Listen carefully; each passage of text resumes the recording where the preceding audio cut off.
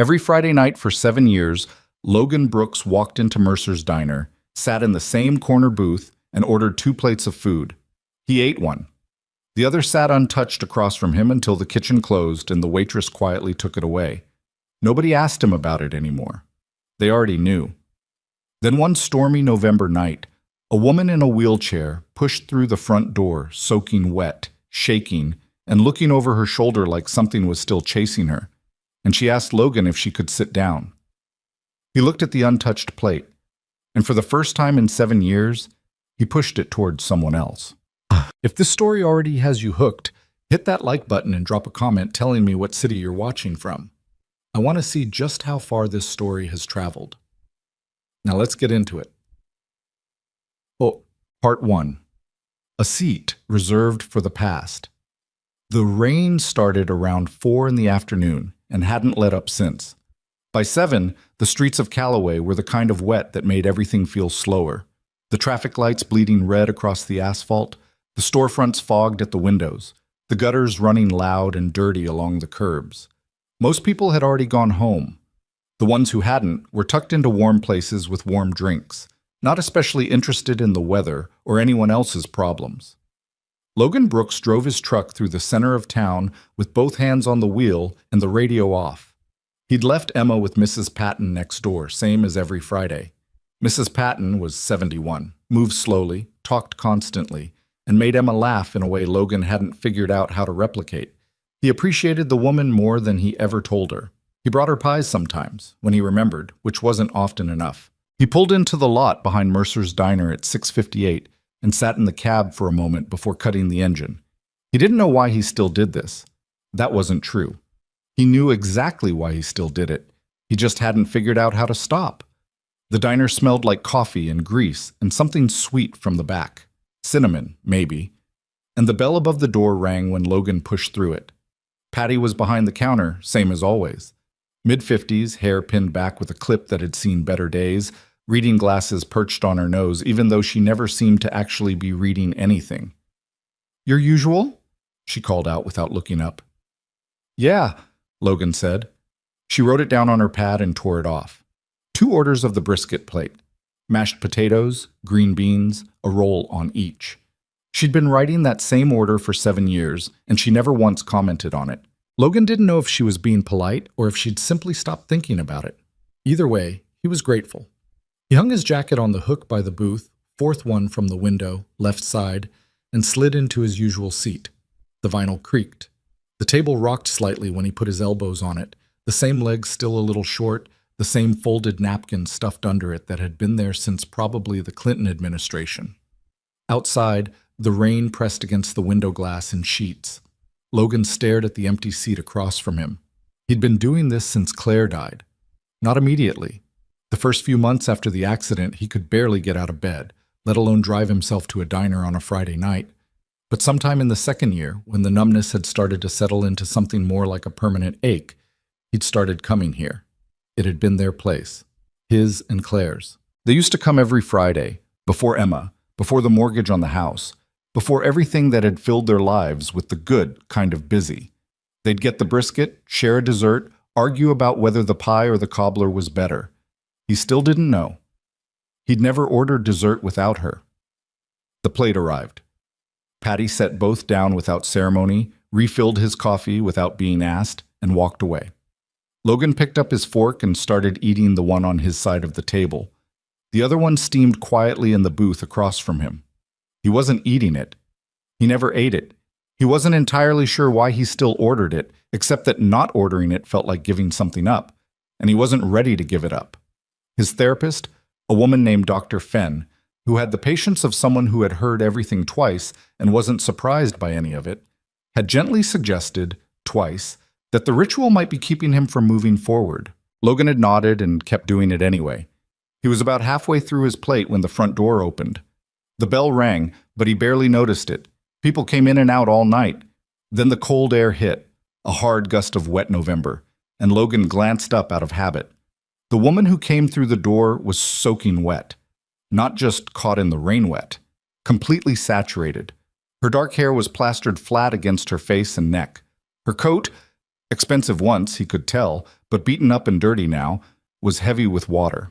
She was in a wheelchair, a manual one, and she was pushing it herself with both arms, and the effort showed.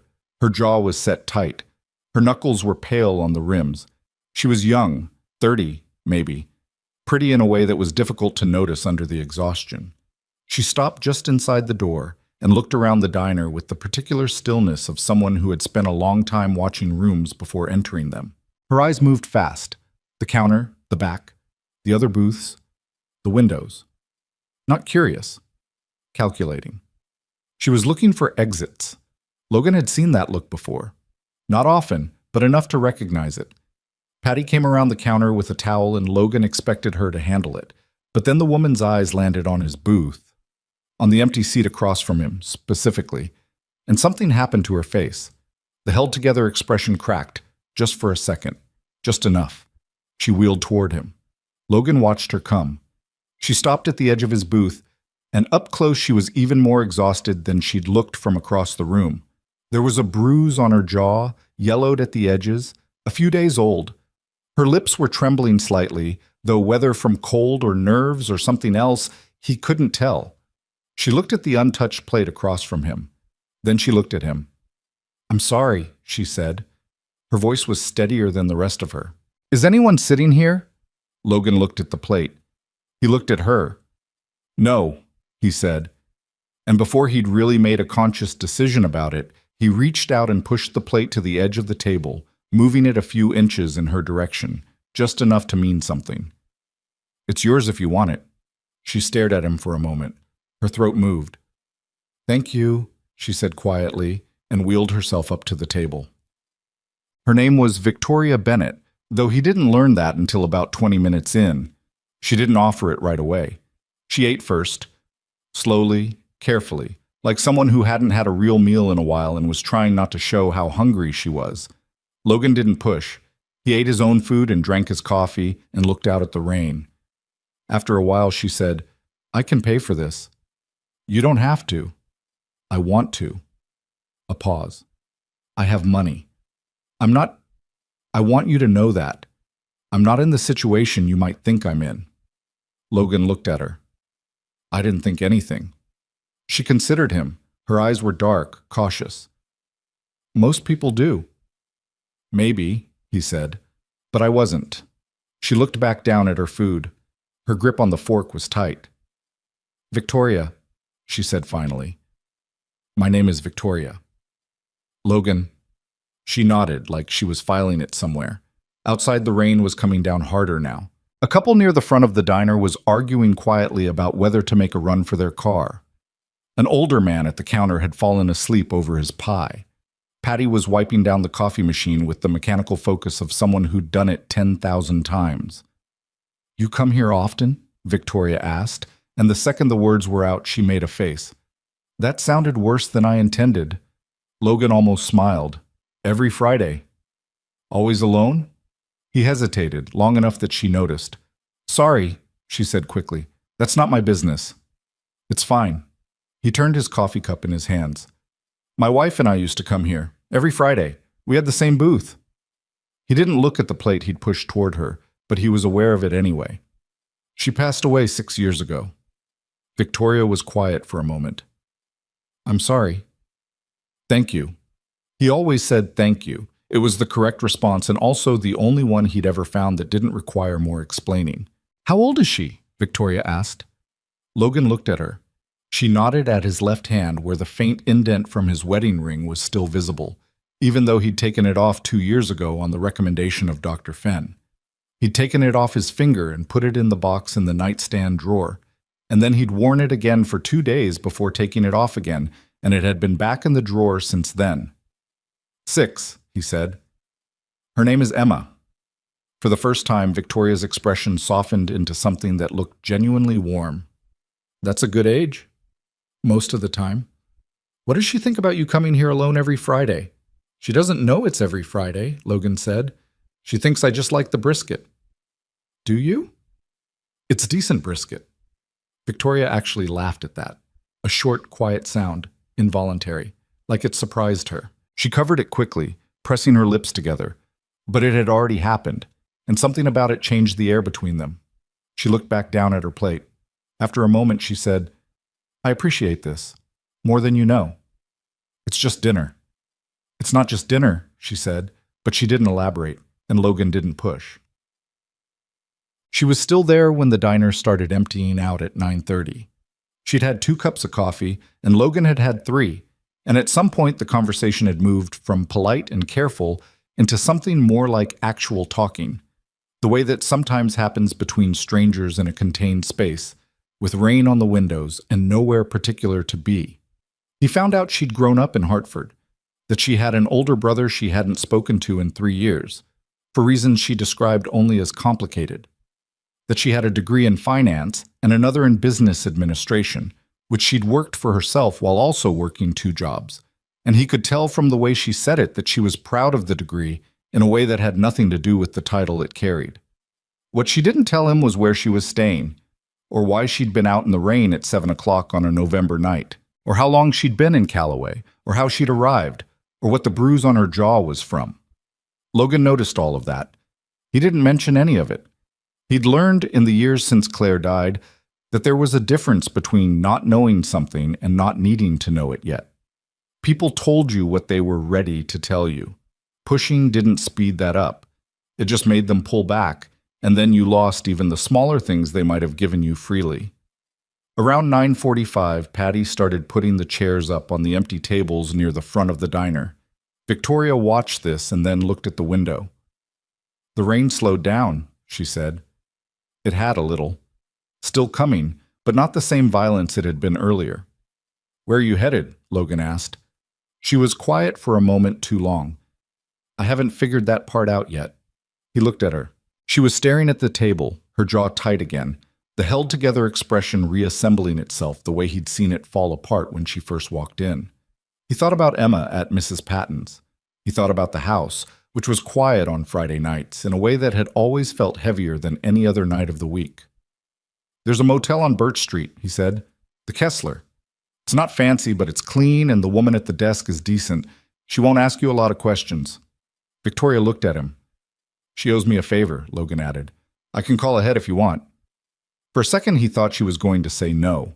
Her expression did something complicated, gratitude and suspicion moving through it at the same time, not quite resolving.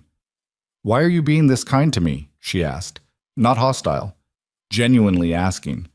Logan thought about it. "I don't know," he said honestly. "You looked like you needed somewhere to sit." She held his gaze for a moment. Then she looked back at the window. "Make the call," she said quietly. The motel on Birch Street had a ramp out front that was cracked in 2 places and probably hadn't been used in years. Logan got out of his truck and went around to the back without asking, and Victoria let him help her down without saying anything, which he understood was its own kind of trust.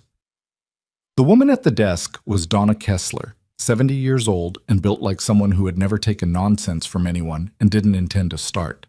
She took one look at Victoria, and then at Logan, and then back at Victoria, and handed over a key card. "Room 6 is on the ground floor," she said. "Towels are in the closet. You need anything, the number is on the phone." "Thank you," Victoria said. "Don't thank me," Donna said, but not unkindly. "Thank the weather."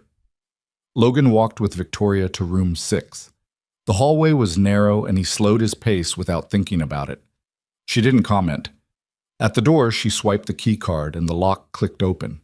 She stopped in the doorway without going in, turned slightly. "Logan," she said. "Yeah." "The plate." She paused. "The one you pushed toward me. That wasn't just an extra order, was it?" It wasn't a question. He'd been waiting for it. "No," he said. She looked at him for a moment. Her eyes were tired in a way that had nothing to do with tonight. And he thought he understood that kind of tired, the kind that accumulated over years. "She would have been kind to a stranger," Victoria said. "I think." Logan felt something press against the inside of his chest.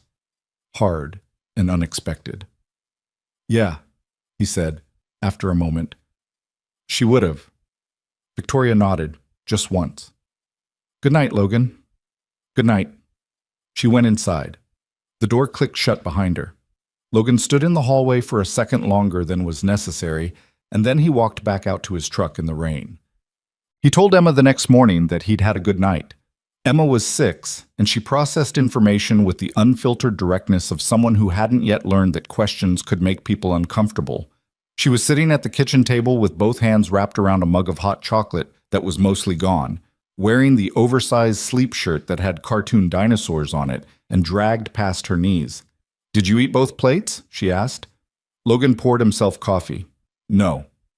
"Did someone sit with you?" He turned from the counter and looked at her. She was watching him with her mother's eyes. Dark brown, patient, taking in more than she let on. "A woman came in out of the rain," he said. Emma considered this with great seriousness. "Was she nice?" "I think so," he said. "She's been through some hard things." "Like us?" Logan pulled out the chair across from her and sat down. He looked at his daughter, at her serious little face and the hot chocolate mustache she hadn't noticed yet, and felt the familiar, complicated weight of love and inadequacy that came with single parenthood. "Different hard things," he said. "But yeah, like us." Emma nodded slowly. Then she picked up her mug and drank the last of her hot chocolate with both hands and said, completely matter-of-fact, "Maybe she needs a friend." Logan looked at her. "Maybe," he said. He didn't expect to see Victoria again. That was what he told himself on Saturday morning when he was stacking wood out back, and on Saturday afternoon when he drove Emma to her soccer practice, and on Sunday when he made pancakes and checked his phone for no reason he wanted to examine too closely. And then on Monday morning, he was at the hardware store picking up caulking for the kitchen window when he almost ran into her in the paint aisle.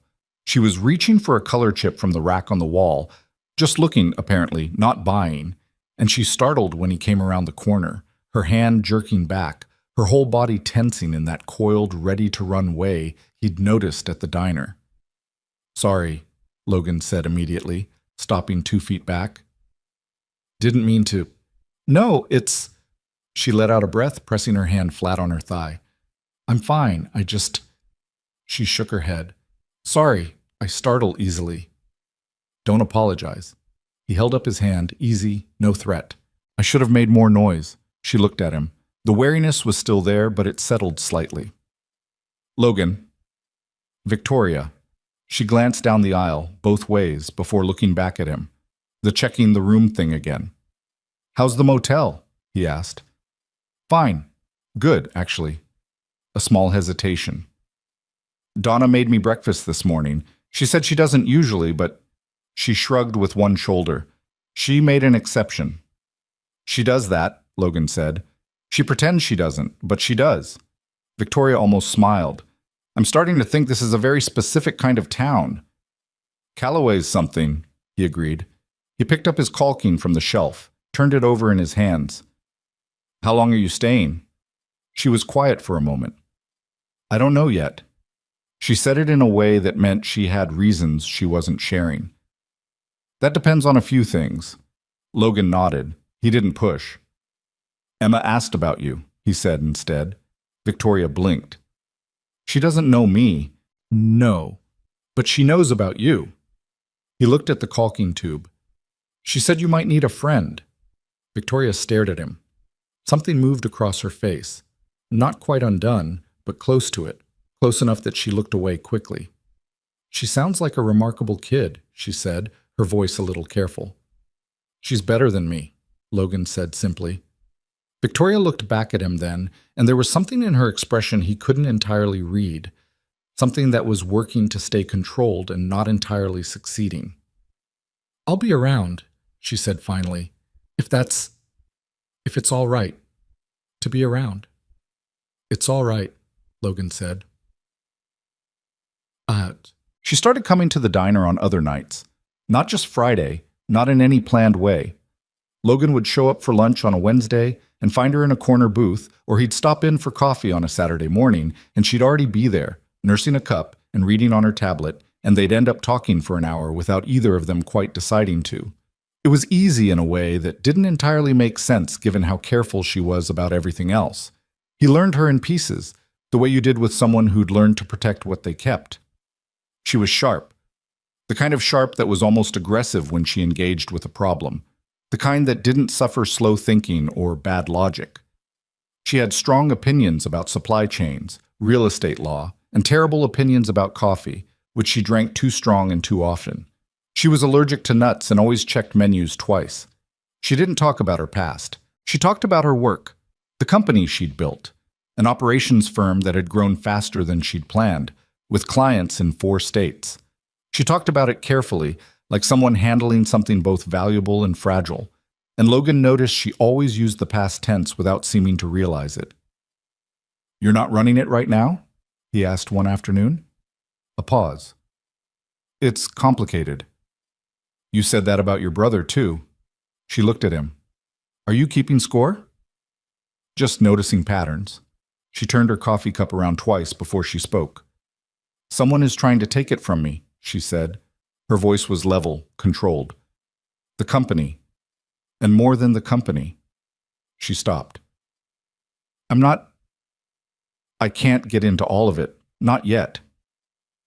"Okay," Logan said. She looked at him, clearly waiting for the follow-up question, the push. When it didn't come, something in her loosened slightly. "Okay," she repeated, quieter. Chat. Emma met her on a Thursday afternoon, 3 weeks after the night in the diner. Logan hadn't planned it. He'd brought Emma into town to pick up her winter boots from the shoe repair, and they'd stopped for hot chocolate at Mercer's because Emma had asked 4 times. And Victoria had been there, in her corner booth, tablet open, strong, terrible coffee. Emma saw her first. "Is that her?" she whispered loudly, from approximately 2 feet away. Logan winced. "Emma." But Victoria had already looked up. She looked at Emma, this small, watchful 6-year-old with her mother's eyes and her father's serious mouth, and her expression did something private and complicated. "Hi," Emma said straightforwardly. "I'm Emma. My dad says you've been through hard things." "Emma." Logan pressed his hand lightly on her shoulder, but Victoria shook her head, a small smile starting at the corner of her mouth. "Hi, Emma." She held out her hand. "I'm Victoria. Your dad is right." Emma shook her hand with great formality, because she'd learned handshakes at school and took them very seriously. "Are you feeling better?" she asked. "A little bit," Victoria said. "Hard things take time," Emma told her. "That's what Dad says." Victoria looked at Logan. He looked at the ceiling. "Your dad is pretty smart," Victoria said. "Sometimes," Emma said, with the blunt assessment of a child who had a complete and honest inventory of all parental strengths and weaknesses. "He's also bad at braiding hair." "That's fair," Logan said. Emma climbed into the booth across from Victoria without being invited, because she was 6, and the concept of social inertia had not yet occurred to her, and for the next 45 minutes she told Victoria about soccer and her class hamster named Biscuit, and the specific injustice of a kid named Tyler who had taken her pencil eraser and not given it back. Victoria listened to all of it with complete, undivided attention. She asked follow-up questions about Tyler. She expressed appropriate outrage about Biscuit being locked in a cage. She told Emma about a soccer game she'd gone to in college, and Emma wanted every detail, and Logan sat back in the booth with his coffee and watched the two of them and felt something shift inside him that he didn't have a name for yet. When they finally left, Emma pulling on her coat and promising to tell Victoria what happened with Tyler, as if this was now an ongoing legal case they were both invested in, Victoria looked up at Logan from her wheelchair and said, quietly so Emma couldn't hear, "She's incredible." "I know," he said. "You should tell her that more." "I do." "Tell her more than you think is necessary," Victoria said. "That's the amount that's actually right." Logan looked at her. There was something tight in her voice when she said it, something old. "Okay," he said. She nodded, looking back down at her tablet, but she wasn't reading it. It was a Tuesday night in December when she finally told him. Not everything, not all at once, but the beginning of it, which was the hardest part. They were sitting in his living room. She'd come by after Emma was in bed, which had started happening once or twice a week without either of them establishing it as a thing. Logan made coffee. Victoria sat on the end of the couch with her legs tucked sideways, her wheelchair folded up against the wall, and she talked for almost 2 hours. She talked about Marcus Hale. She talked about how she'd met him when she was 23, when her company was 2 years old and barely surviving, and he'd appeared with money and connections, and a certainty about everything that she'd mistaken for strength. She talked about the engagement and the slow, gradual way things had gone wrong, not in obvious dramatic moments, but in small erosions, a comment here, a restriction there, the way her own judgment had started to feel like the problem rather than his behavior. She talked about the night of the accident. She'd been driving home from a meeting that Marcus had told her to cancel. There had been an argument on the phone. She'd been crying, distracted, and she'd driven the car off the embankment, and the damage to her spine was permanent, and when she woke up in the hospital, Marcus was there with lawyers. The documents she signed in that room, she'd been on pain medication, barely coherent, transferred a majority stake in her company to a holding company Marcus controlled. There was a settlement agreement with an NDA. There were witnesses, paid or coerced, who would testify that she'd been drinking. Marcus had framed the entire thing as protecting her, keeping it quiet, preventing scandal. By the time she understood what had happened, the legal structures around her were like a cage. She'd spent 3 years fighting it quietly, building a case, gathering evidence. Then Marcus had found out she was talking to attorneys, and the pressure had turned into something more direct. She'd spent the last several months moving, staying ahead of it. Callaway was the 4th town in 8 months. When she finished talking, the room was quiet for a long time. Logan was looking at his hands. He'd been holding his coffee cup so long it had gone cold. "The bruise," he said finally. "When you came into the diner." Her jaw went tight. "Someone he sent. To do what?" "To remind me what cooperation looks like." Logan put his coffee cup down on the table. He did it carefully, with deliberate control, because the feeling that had moved through him just then was not careful or controlled, and he didn't want it coming out sideways at someone who didn't deserve it. "Victoria," he said, "you don't have to say anything." "I'm going to say something." He looked at her. "You're not doing this alone anymore." She looked at him with that expression she got when something was hitting her harder than she wanted it to, when the walls were doing their job less efficiently than intended. "You don't know what you're saying," she said. "He has lawyers, influence, money.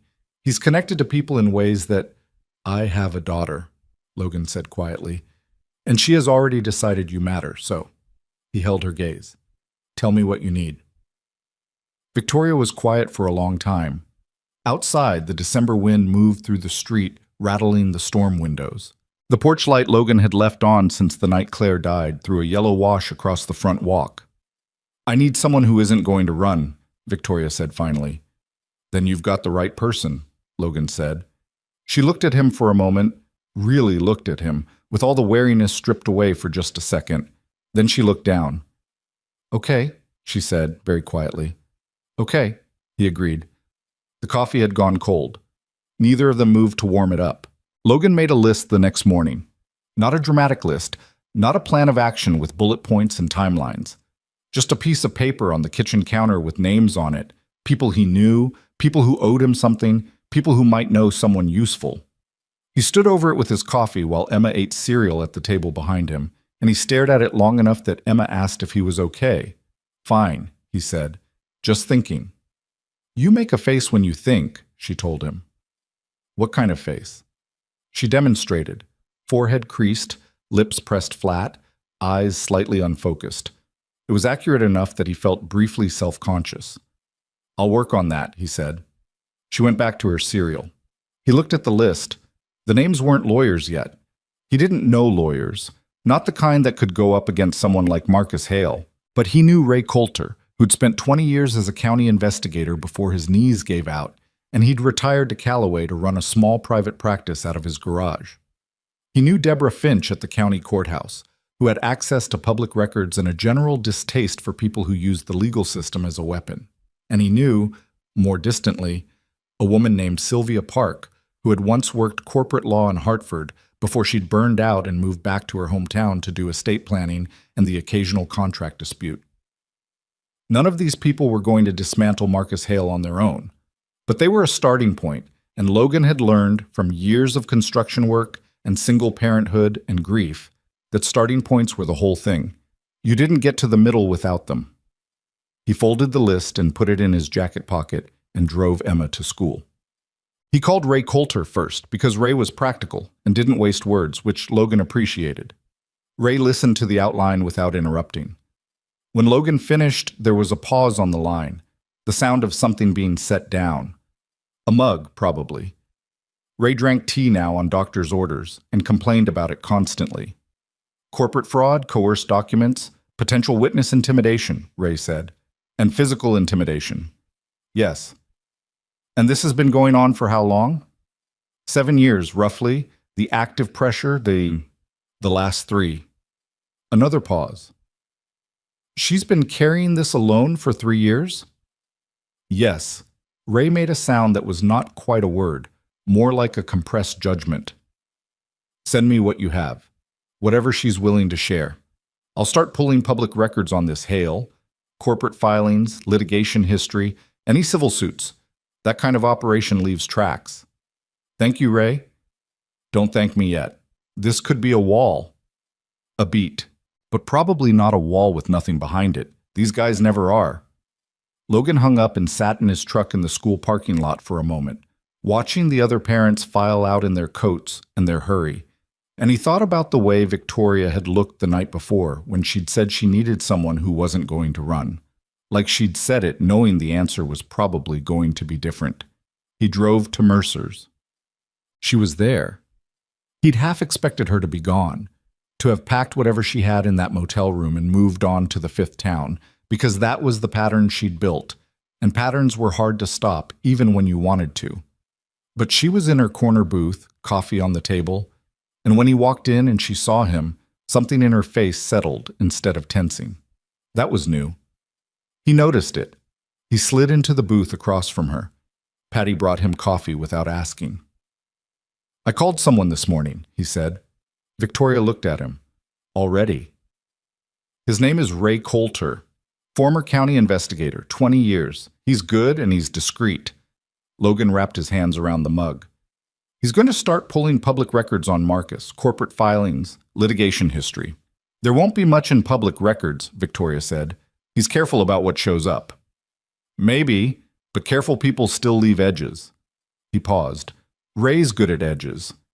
She was looking at him with an expression that was trying to stay neutral and not entirely succeeding. Logan, I don't want you to think this is simple. The last attorney I hired, Marcus found out in 6 days and had her firm's partnership under review by a state board within 2 weeks. He makes it costly. I know. I don't think you do. Not fully. Probably not, Logan agreed, but I've got less to lose than a law firm partnership. He met her eyes. Tell me what documentation you have, what you've kept. The original documents, any evidence you've gathered, communications, whatever exists. Victoria held his gaze for a moment. Then she looked down at her coffee. I have a drive, she said. Encrypted. I've been building it for 3 years. She paused. Copies of the documents I signed in the hospital, obtained from a source inside the hospital I trust. Emails. Financial records from the period before the accident that show what he was doing with the company's stake before I transferred it. Testimony from 2 former employees who were willing to put things in writing, off the record. She stopped. It's not nothing, but it wasn't enough to go to court with, and every time I got close to enough, something would happen. What kind of something? Threatening something. Once someone tampered with the ramp on my van. She said it flat, like a fact, but her jaw was tight. Another time, the attorney I was working with received photographs of his family at their home. No note, just photographs. The kitchen in the back of the diner was making noise, pans, the exhaust fan, someone giving a food order to someone else. Normal sounds. Logan focused on keeping his voice level. Okay, he said. Okay? She repeated. I'm not going anywhere, he said. I told you that. So tell me what the drive has and we'll figure out what's missing. She looked at him for a long moment, and he could see her doing the internal calculation, the weighing of risk against need, the assessment of whether to trust, the kind of math that people do when they've been hurt badly enough that trust feels like exposure. Then she reached into the bag on her armrest and set a small black drive on the table between them. "Everything's in folders," she said. "The labels are dates. The ones marked with a star are the most critical." Logan looked at the drive. He didn't pick it up. "I'll get this to Ray today," he said. "He'll be careful with it." "He'd better be," Victoria said, but it came out quieter than the words suggested. Less hard. December moved through Callaway the way it usually did, cold and gray and occasionally beautiful, with hoarfrost on the windows in the mornings and the smell of wood smoke drifting through the neighborhood in the evenings. Logan split firewood on the weekends and took Emma sledding on the hill behind the elementary school and made a point of having dinner ready when he said he would have dinner ready, because Emma had gone through a phase the previous year of asking, with increasing anxiety, whether he was going to be late, and he'd learned that consistency was the thing she needed most. Emma knew something was different. She was 6, not inattentive. She noticed that Victoria came to dinner on Thursdays now, sitting at the table with her wheelchair pulled up to the end and passing the green beans and arguing gently with Logan about whether chili should have beans in it, which was apparently a matter of principle for both of them and which Emma found deeply funny. She noticed that her father checked his phone differently, with something more like purpose, less like habit. She noticed that Logan laughed more than he had before, and she didn't say anything about this because she was 6, and she understood instinctively that pointing at something sometimes made it go away. What she did do was start saving her drawings for Victoria. Not all of them. Emma was selective about her drawings. She made them constantly, on whatever paper was available, but she had a clear internal hierarchy of which ones were worth keeping and which weren't. The ones she saved for Victoria were the good ones. A house with a yellow porch light, a woman in a wheelchair surrounded by flowers, a stick figure family that was unmistakably Logan and Emma, and a third figure that Emma had given dark hair and left otherwise up to interpretation. Victoria received each one with the specific kind of care that people use when they're trying not to make something a bigger deal than it is, because making it a bigger deal would undo them. She kept all of them. Logan saw them, carefully folded, in the front pocket of her bag. Ray called in the second week of December with a voice that meant something. Logan was in the crawl space under the back of the house, re-insulating. December drafts had gotten worse every year and he'd been putting off dealing with it since October. He had insulation in his hair and his phone kept sliding out of his jacket pocket, and Ray's voice came through with the particular flat steadiness of someone who has found something that confirms what they suspected. "The holding company that received her company stake," Ray said. "It's a shell, 3 layers deep, but the third layer connects to a real estate trust registered in Delaware under a different name that Marcus Hale's mother incorporated in 2009. A pause. "He's had this structure in place for years. Before your friend." Logan set down the insulation roll. "He built this before Victoria. Infrastructure, yes, the kind you build when you're planning to do this more than once." "More than once," Logan repeated. "I found a civil suit from 2014. Different woman, different state. Filed and then suddenly dropped." Ray's voice was careful. "The pattern is there, Logan. It'll take time to surface, and it'll take someone who knows how to read corporate documents, but it's there." Logan was quiet for a moment, his hand flat against the cold foundation wall. "I have someone in mind for the documents," he said. "I'll reach out today." "Yeah." Sylvia Park had an office above a dry cleaner on Callaway's Main Street that smelled faintly of cleaning fluid and strongly of old books. She was 53, had spent 15 years doing M&A work in Hartford, and had left the city with something between burnout and disgust that she'd never fully elaborated on, but which showed up occasionally as a reflexive narrowing of her eyes when corporate structures were mentioned. Logan had done work on her house twice, the porch, and then later the garage after the roof had sagged. She had paid fairly and brought him coffee without prompting. He'd called ahead, so she was expecting him. Victoria came with him, which Logan hadn't pushed for. It was her case, her call.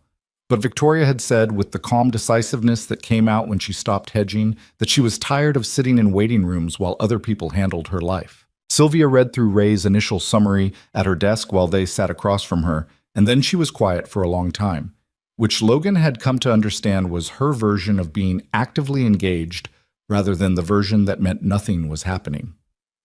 The Delaware trust structure is a real problem for him, she said finally, because it establishes premeditation. You can't accidentally build a three-layer shell corporation. She looked at Victoria over her reading glasses. The hospital documents, the ones you signed under medication. Do you have the medical records from that admission, the ones showing what you were on and the timing? Yes, Victoria said. Good. That's consent capacity. That's potentially the whole foundation of the original transfer. Sylvia took her glasses off. I want to be honest with you. This is not going to move quickly. And it is going to be uncomfortable, because the moment we start filing motions, he's going to know. He already suspects I'm somewhere, Victoria said. I've been careful, but he's been looking. She paused. I'd rather start swinging than keep hiding. Sylvia looked at her for a moment. Something like respect moved across her expression. All right, she said. Let me see the drive. Guts. The comfortable rhythm of those December weeks was something Logan hadn't expected to feel complicated about, but it did. Not because anything was wrong. Things were, in the cautious and provisional way that mattered, going in a direction that felt possible. But because Logan was becoming aware of something in himself that he didn't quite know how to categorize. It wasn't simple. He was clear enough on that. He was 32 and he hadn't been close to anyone. Not close in the way that involved vulnerability, not close in the way that meant something, since Claire died. He'd dated briefly, twice, in the 4th year after the accident, and both times had been fine in the way that fine meant nothing was wrong and also nothing was right. He'd stopped trying after the second one, not from heartbreak, but from exhaustion, from the sense that he was doing an impression of someone who was ready when he wasn't. He wasn't sure he was ready now either. But what he felt around Victoria was different from what he'd been trying to manufacture during those 2 attempts at dating. It wasn't effort. It was just there. A specific awareness of her when she was in the room. The way he paid attention when she was talking, not because he was trying to be a good listener, but because he actually wanted to hear what she was going to say next. He didn't know what to do with that, so he didn't do anything with it. He just kept showing up. The thing about Victoria that Logan hadn't initially understood was that her strength wasn't absence of feeling. It was control of it. She felt things very deeply, he was coming to see. She just had years of practice not showing it. The cracks showed in small ways. The way she went quiet for a beat too long when Emma climbed into her lap during a movie without asking. The way she sometimes looked at Logan's kitchen. The cluttered, imperfect living-in kitchen with its stack of Emma's drawings on the counter and the magnets on the fridge and the cracked tile above the stove that Logan kept meaning to replace, with an expression that was hard to name but wasn't neutral. Once she'd said, "This house feels like a place people actually live." Logan had looked around at it, the mess and the wear of it, the things he'd meant to fix and hadn't. That's one way to put it. I grew up in a house that felt like a photograph, she said. Everything in the right place. Nothing that looked like anyone had touched it. She paused. I thought that was what a home was supposed to be for a long time. Marcus's house was like that, Logan said. Not a question. She looked at her coffee. His whole life was like that. Everything arranged, everything positioned. She stopped. I didn't see it for what it was until I was inside it. Logan watched her for a moment. What did it look like from inside? She thought about it. Like control, she said. Like every surface was a performance, and any mess I made was a problem I was responsible for. They were sitting at Logan's kitchen table, and Emma was in the next room making what she'd described as a very important castle out of couch cushions. And the house was warm and slightly disorganized, and Logan thought about the porch light outside, the one he'd kept on since Claire. He thought about what it would mean to have spent years inside a life that was beautiful from the outside and hollow from the inside, and then to find yourself in a stranger's messy kitchen that felt more real than anything you'd had in years. You deserve a kitchen with stuff on the counter, he said. Victoria looked up at him. The expression on her face was one of those ones she tried to neutralize and couldn't quite. That might be the strangest thing anyone has ever said to me, she said. Probably, Logan agreed. And she laughed. A real one. Not the short, involuntary one from the diner, but a fuller sound, surprised out of her, and Logan felt it settle somewhere in his chest like something that had been tipped over getting set back upright.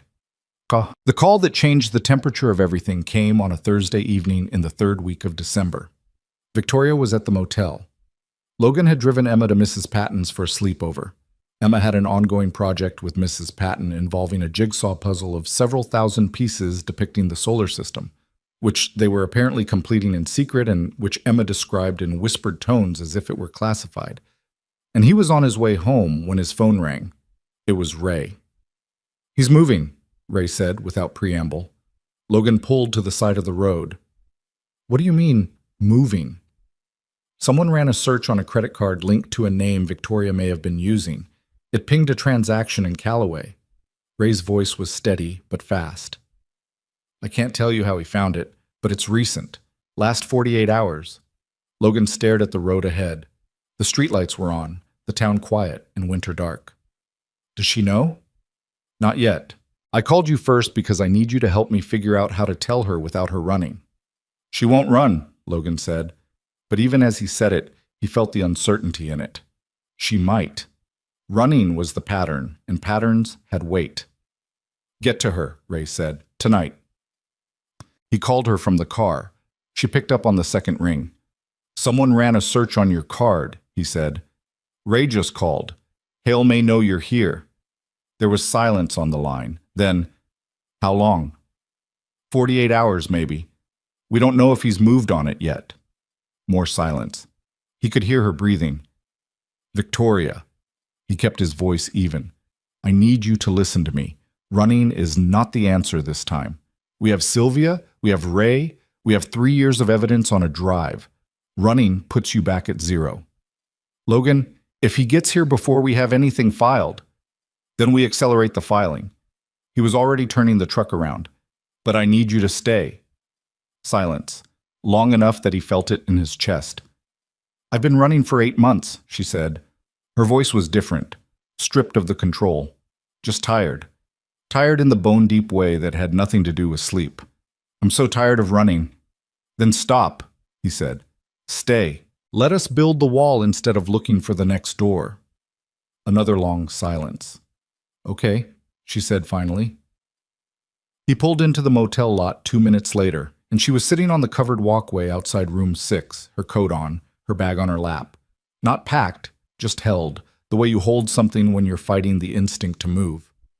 He parked and got out and walked toward her, and she looked up at him in the yellow parking lot light, and her eyes were wet in a way she was clearly angry at herself for. "I almost left," she said. "I know," he said. He sat down on the bench beside her. "But you didn't." She looked at the parking lot. Her jaw was tight. "If he comes here—" "When he comes," Logan said. "Not if, when. And we'll be ready." She turned to look at him, and there was something in her expression, something cracked open and honest, the walls down further than they'd ever been. And she said quietly, "I don't know how to let people help me." "I noticed," he said. "I'm working on it." "I noticed that too." She let out a breath that was something between a laugh and a sigh, and it was the most human sound he'd heard from her. And he thought, sitting in the cold December parking lot with the motel light humming above them, that whatever was happening here, between the two of them, between all the broken things they were each trying to hold, it was something he didn't want to walk away from. He didn't say that. It wasn't the moment for it. What he said was, "Come for dinner tomorrow. Bring your laptop. We'll go over everything Sylvia needs and figure out what we can file first." Victoria looked at him for a moment. "Okay," she said.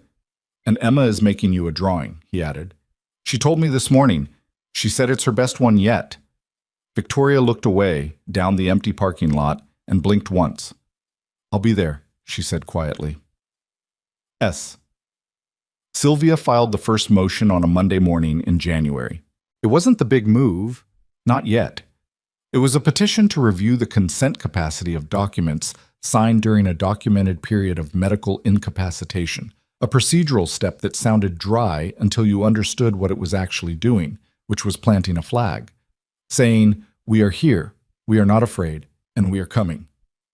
Sylvia had explained it to them the Friday before, sitting at Logan's kitchen table with her reading glasses on and the drive open on her laptop. Emma had been in bed, The house had been quiet except for the wind off the fields and the occasional creak of the old structure settling. Filing this tells him two things, Sylvia said. One, that she has legal representation who knows what they're doing. Two, that she's not hiding anymore. She looked at Victoria over her glasses. He will respond. He has the resources to respond fast and hard. You need to be prepared for that. I've been preparing for 3 years, Victoria said. Preparing to run isn't the same as preparing to fight. Victoria held her gaze. I know the difference. Sylvia had looked at her for a moment longer, and then she'd nodded. A short, decisive nod, the kind that meant the assessment had been made and the conclusion was acceptable. Good, she said. Then we file Monday. Hope. The response came faster than even Sylvia had anticipated. By Wednesday, Marcus Hale's legal team had filed a counter motion, a dense, expertly constructed document disputing the petition on procedural grounds and attaching, as supporting evidence, a medical assessment from a physician Logan had never heard of, claiming Victoria's memory of the events in question was unreliable due to trauma-related cognitive distortion. Sylvia read through it at her desk while Logan and Victoria sat across from her. She read it twice. Then she set it down with the particular stillness that meant she was angrier than she was showing. He found a doctor to say her memory is compromised, she said, which means he's been preparing this too. This wasn't written in 3 days. She looked at Victoria. He had this in a drawer. Victoria's hands were folded in her lap. Her face was composed in that way she had when something was hitting harder than she intended to show. He anticipated I'd eventually file something. Yes, Sylvia pulled her glasses off. This is going to get uglier before it gets cleaner. I want you to know that. Tell me something I don't know, Victoria said quietly. Logan was looking at the counter motion on the desk. He'd read enough of it to understand the shape of it. Not the legal language, but the intent underneath, which was to make Victoria seem unstable, unreliable. A woman whose account of events couldn't be trusted. It was precise and it was vicious, and it had clearly been designed by someone who understood exactly where to press. Ray found the 2014 case, Logan said, the woman in Connecticut. If we can get her to talk, one step at a time, Sylvia said. Right now I need the medical records from the hospital admission, every page. And I need the name of that source who obtained them for you originally, because I may need a declaration. Victoria nodded. I'll make the call today. The town knew something was happening. Callaway was the kind of place where things got around. Not maliciously, mostly, just because people talked, and the circles were small, and there wasn't much that stayed private for long. The fact that Logan Brooks was involved in something legal, something serious, with the woman who'd been staying at Donna Kessler's motel since November, that had been circulating in various forms since sometime in December. Most of it was background noise, but Logan started noticing in the second week of January a car he didn't recognize parked on different corners of his street on different days. A dark blue sedan, always a different position, always with someone inside who seemed very interested in being uninteresting. He wrote down the plate number and gave it to Ray without saying anything to Victoria about it yet. Ray ran it the same afternoon. Rental, Ray said, out of Hartford. The agency won't give me the name without a subpoena, but the rental date lines up with 2 days after your friend's card transaction got flagged. A pause. He's got someone here. Watching. Logan stood in his kitchen and looked out the window at the empty street. Emma was at school. The house was quiet. How close is Sylvia to having something she can take to a judge? He asked. You'd have to ask her, but Logan... Ray stopped. This escalating means you need to talk to your local sheriff. Not because you need him to do something yet, just because he needs to know what's coming. Logan thought about that. You think it'll get physical. I think Marcus Hale has used physical pressure before and it's worked before, Ray said. That changes when there's documentation and witnesses and law enforcement who've been briefed. It doesn't change on its own. So, Sheriff Dale Morrow had been running Callaway's small department for 11 years and had the particular quality of a man who had heard most things and reacted to very few of them with anything beyond a measured nod. He'd known Logan casually for years. Logan had done some work on the county maintenance building, and Morrow had a habit of bringing coffee to job sites, which had always struck Logan as an oddly decent thing for a man in his position to do. Logan went to the station on a Thursday morning and told him everything. Not the legal details, that was Sylvia's territory, but the shape of it, the surveillance car, the history of physical intimidation, the bruise Victoria had come to town with.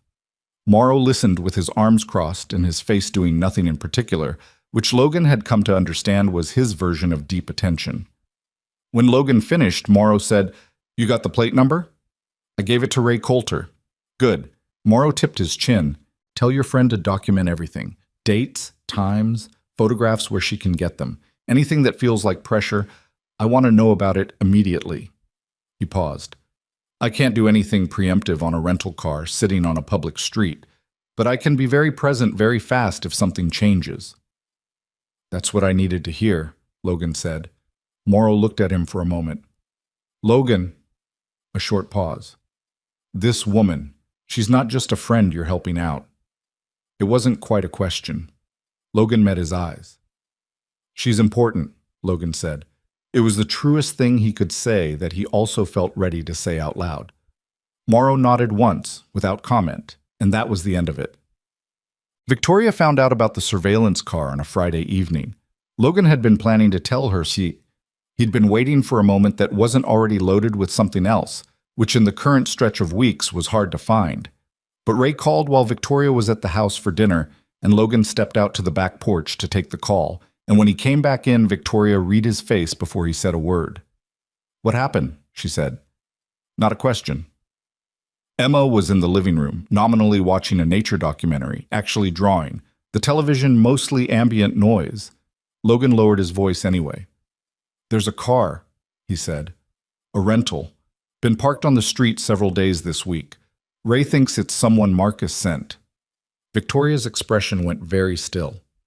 "He's already here," she said.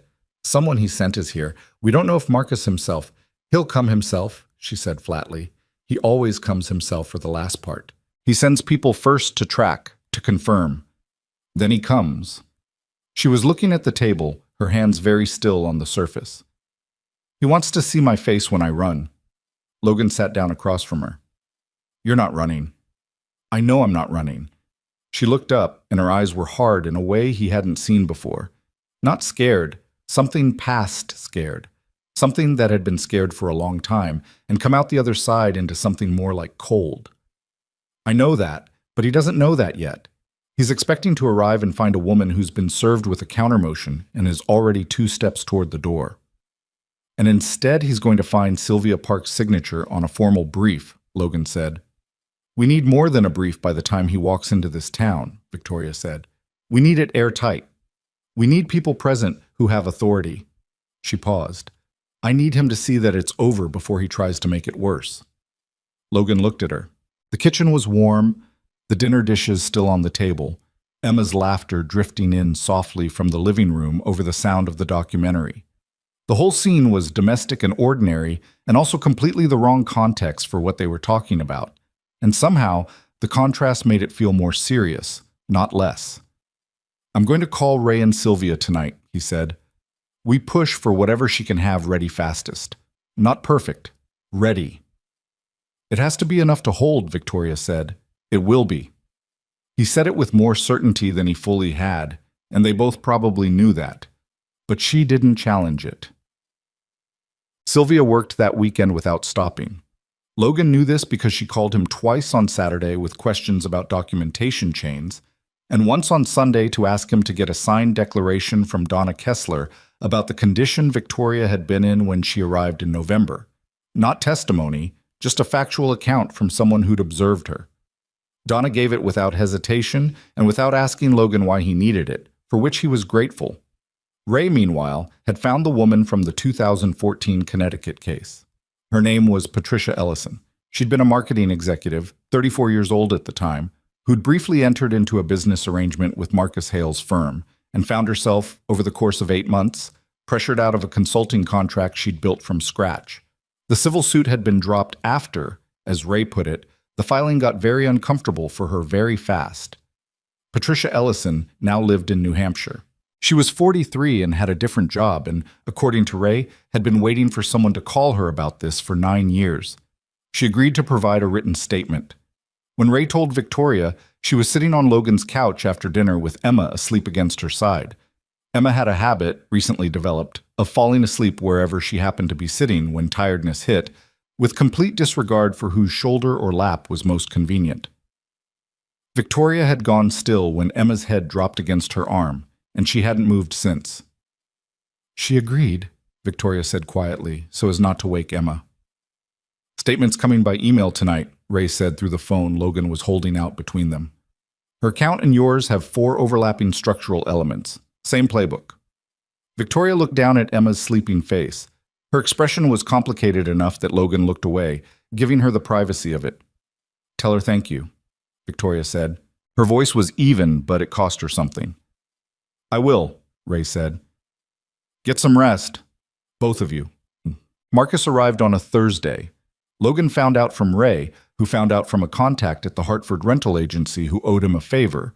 Marcus Hale had rented a car in Hartford at 10 in the morning, and the direction of travel was consistent with Callaway. Logan called Morrow first, then Sylvia. Then he drove to the motel, where Victoria was working at the small desk in room 6, the drive open, her reading glasses on. He knocked. She opened the door and looked at his face. "He's coming today," she said. "Should be here by 3. She took that in, took off her glasses and set them on the desk behind her. "Sylvia?" "She called Morrow this morning. We've got 2 county deputies who will be visible in the area by 2 o'clock. Ray will be at the house." He paused. "The brief is filed, officially on record, as of this morning." Victoria was quiet for a moment. She looked at the room, the small desk, the folded wheelchair by the wall, the few things she'd accumulated in the weeks she'd been here. She'd made it a little bit hers, he noticed. A scarf on the hook by the door, a photograph on the nightstand. He'd never seen it up close, but he thought it might be old, from before all of this. "I don't want to be here when he arrives," she said. "Not here." She looked at him. "I want to be at your house." Logan had expected the motel, had assumed she'd want to be somewhere that felt contained, manageable. He hadn't expected this. "Okay," he said. "I want him to come to me," she said. "Not catch me in a parking lot or on the street. I want to be somewhere that means something and see his face when he realizes what's waiting for him." Logan thought about the porch, the yellow light, the front steps where he'd sat 100 evenings watching the street. "Then that's where we'll be," he said. Yeah. They told Emma there was going to be a difficult meeting that afternoon and that she was going to spend the afternoon with Mrs. Patton. Emma processed this with the 6-year-old's radar for the fact that something real was happening, looked between Logan and Victoria with her mother's dark eyes, and asked, "Is the bad man coming?" Logan crouched down to her level. "Who told you about a bad man?" "Nobody told me," Emma said. "I could tell." He and Victoria exchanged a look over Emma's head. "There's a man who hasn't been nice to Victoria," Logan said carefully. "We're going to talk to him today and tell him that has to stop." Emma looked at Victoria. "Are you scared?" Victoria looked back at her, steady. "A little," she said, "but not as much as I used to be." Emma nodded as if this was an acceptable answer. Then she wrapped her arms around Victoria's neck, brief and fierce, the way she did with Logan when she meant business.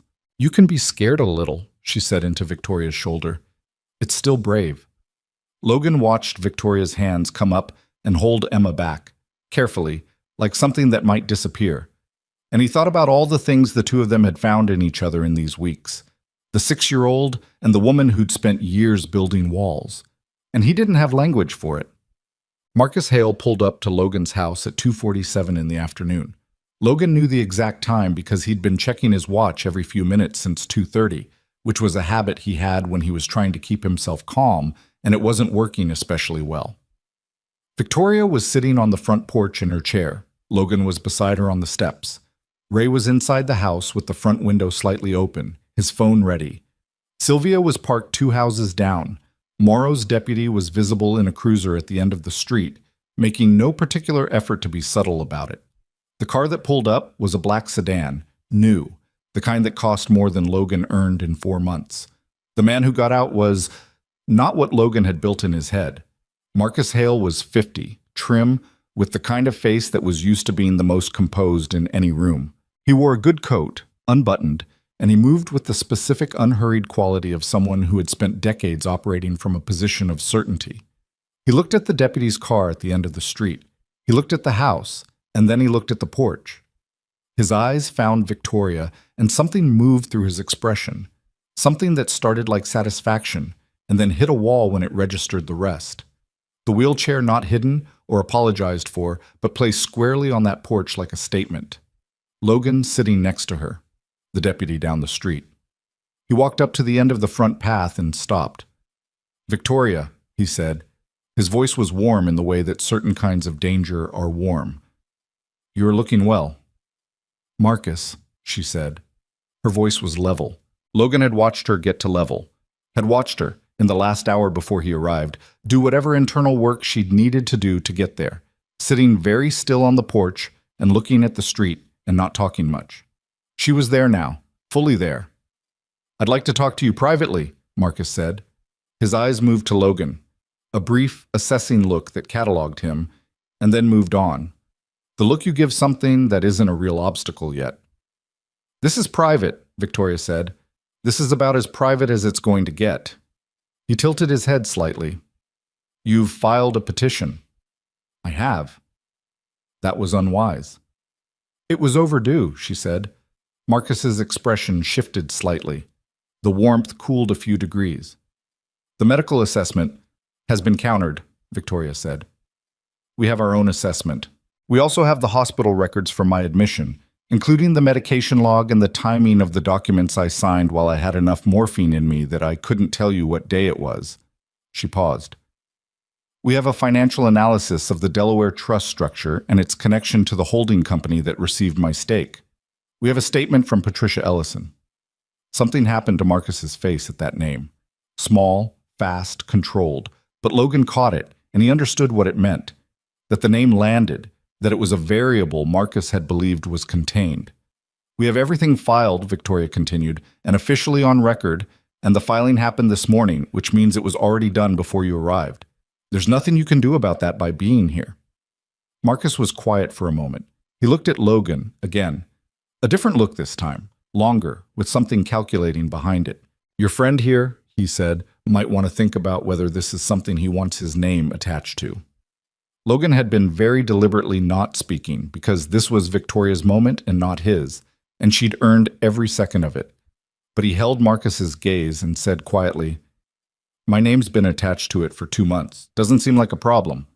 Marcus looked at him for a beat, then back at Victoria.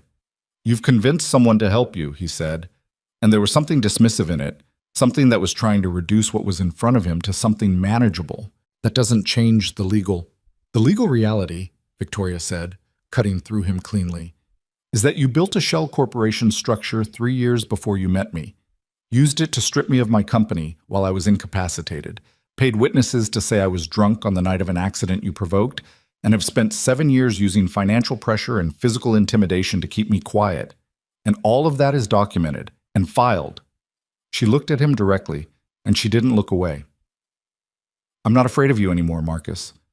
I want you to understand that. Not because everything is fixed, it isn't yet, but because I am done running from you. Whatever you came here to say, it's not going to work. Whatever you came here to see, me scared, me folding, that's not what's in front of you." Marcus stood at the end of the path and looked at her for a long moment. The street was quiet. A cold wind moved down from the field at the end of the block, rattling the bare branches of the oak in Logan's front yard. The deputy's cruiser sat at the corner, engine idling. The porch light was on, even in the afternoon, the way it always was. Marcus's jaw tightened, just once. Then he looked away. Not dramatically, not with anything that looked like defeat. Just a small disconnection, like a man revising a calculation. He buttoned his coat. He looked back at the house one more time, at nothing specific. "You'll be hearing from my attorneys," he said. "Ours are looking forward to it," Victoria said. He walked back to the sedan. He got in. He drove away. Logan exhaled through his nose, slow, quiet. Victoria's hands were gripped white on the armrests of her chair. She was staring straight ahead at the empty street where the car had been. "You okay?" Logan said. A long pause. "I'm shaking," she said. Her voice was steady, but when he looked at her hands, it was true. a fine tremor running through them. "You didn't show it," he said. "I know," she breathed. "I've been terrified of that man for 7 years, and I just looked him in the face and—" She stopped, swallowed. "I didn't look away." "No," Logan said. "You didn't." She was quiet for a moment more. Then she pressed both palms flat on her thighs, took a slow breath, and something in her straightened him. Not performance, not control reasserting itself, but something more real than that. Something that looked like a person deciding who they were from this point forward. "Call Ray," she said. "Tell him it's done." Logan pulled out his phone. He made the call with one hand, and with the other, without really deciding to, he reached over and covered her still trembling hands with his. She didn't pull away. They sat there on this porch in the cold January afternoon until the deputy's cruiser finally pulled slowly away from the corner, and the street was just a street again, ordinary and quiet, the porch light burning yellow in the thin winter light. Marcus's attorneys responded within 48 hours.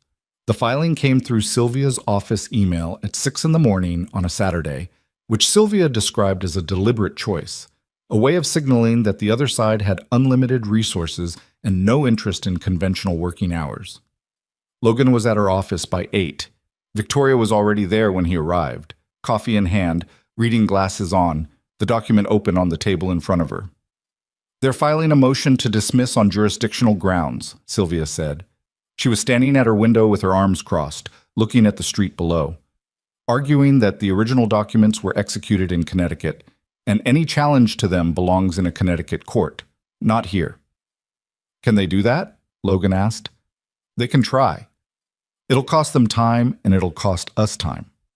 Sylvia turned from the window. "What it tells me is that they don't want this in front of a local judge who can actually look at the consent capacity question. They want to move it somewhere they have more influence." She looked at Victoria. "Which means the consent capacity argument is the one that scares them."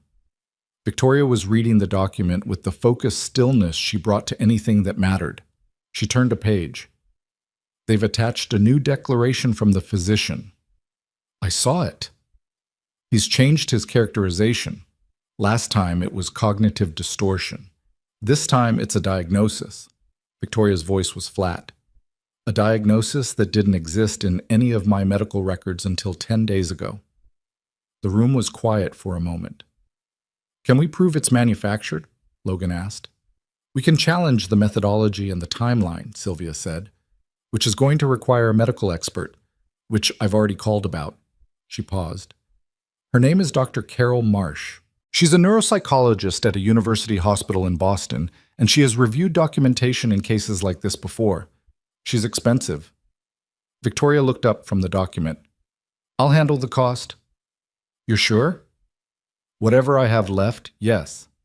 She said it without drama, without martyrdom, just a statement of priority. Sylvia nodded. "Then I'll confirm her engagement today."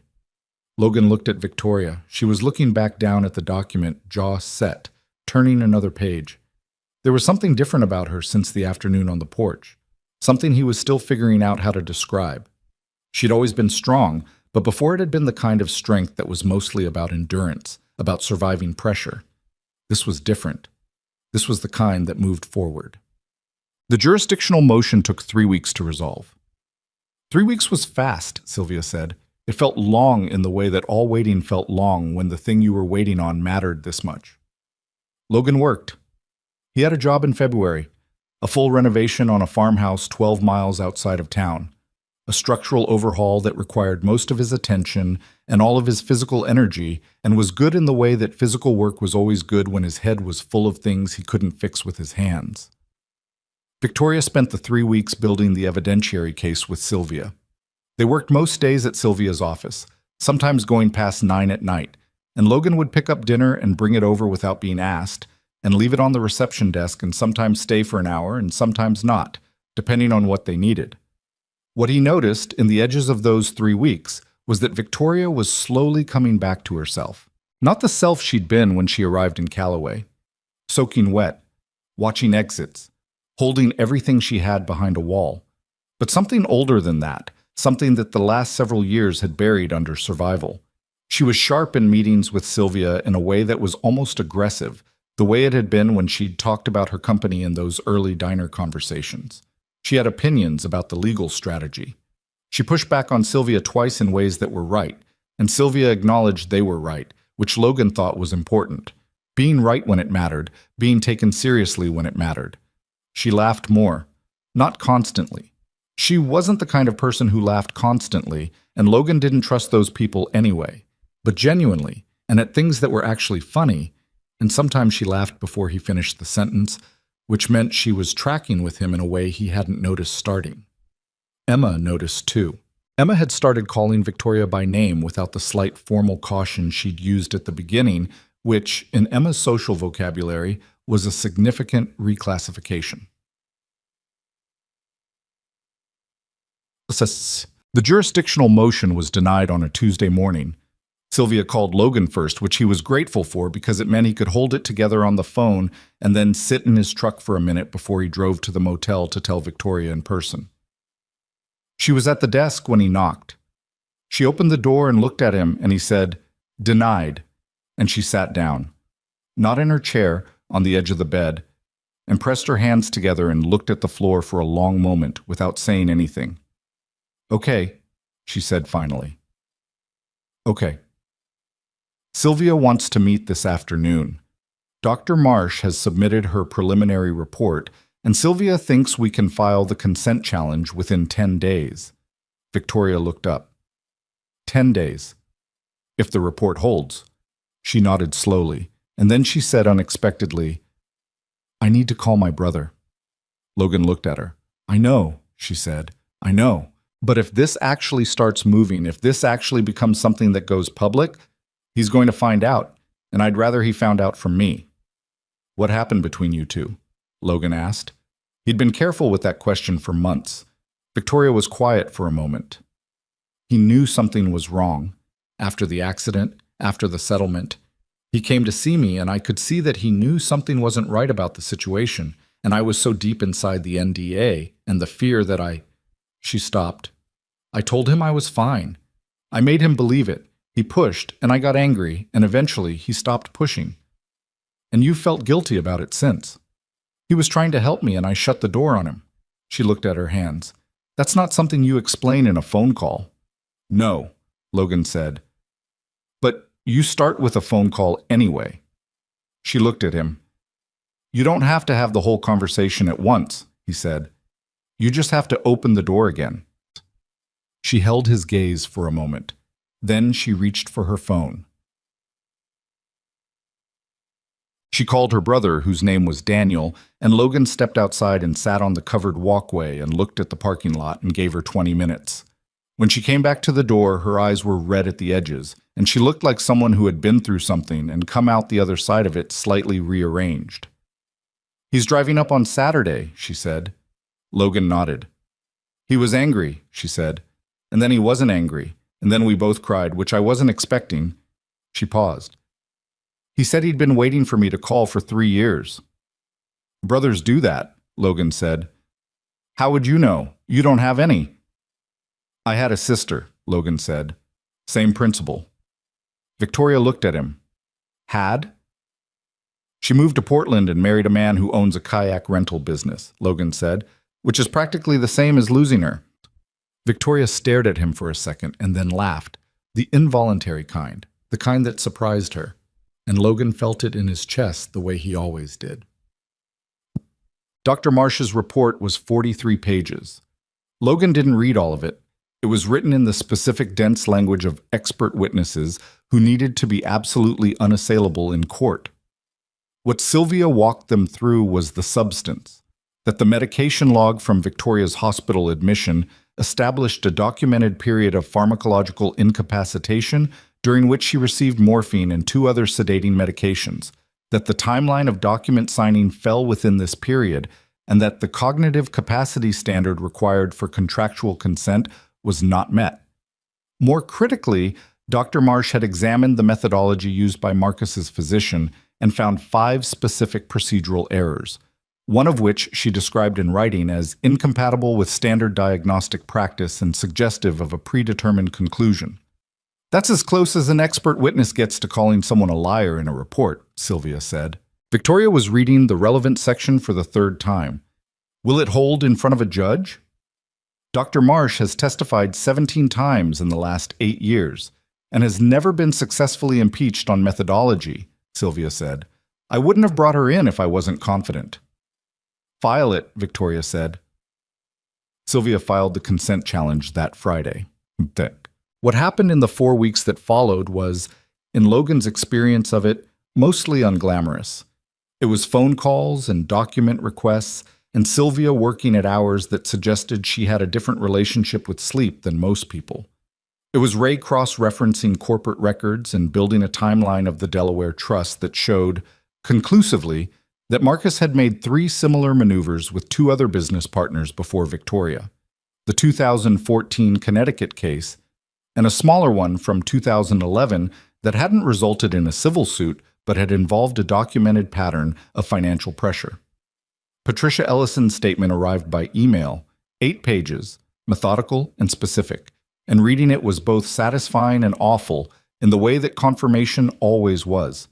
The confirmation that this had happened before, that Victoria hadn't been a special case but a next one, that Marcus Hale had built a system and run it multiple times.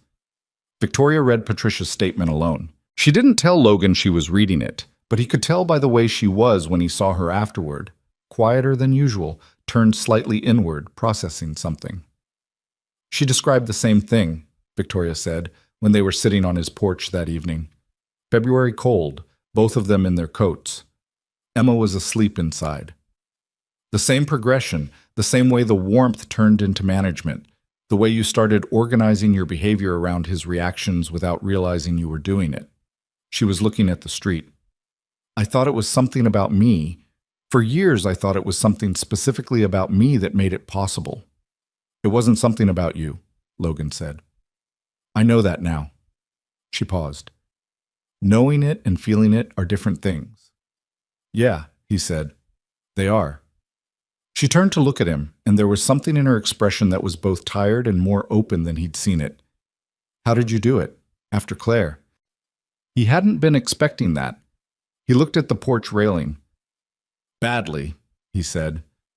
For a long time. He turned the coffee cup in his hands. I kept the Friday dinners because I couldn't figure out any other way to make the grief feel organized. Like if I put it in a specific place, it wouldn't be everywhere all the time. Did it work? Not really, he considered. But it gave me somewhere to put it until I figured out how to carry it differently. Victoria was quiet for a moment. I've never had a ritual for it, she said. Any of it. I just kept moving and called it surviving.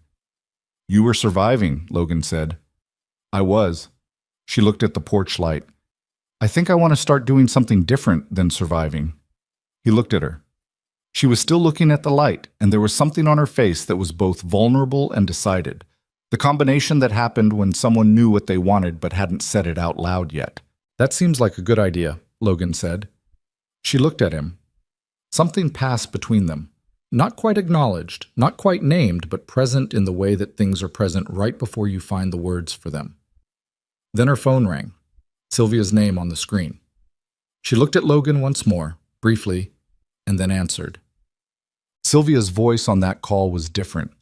Logan could hear it through the phone from where he was sitting, a contained energy, the sound of someone delivering news they had been building toward for weeks.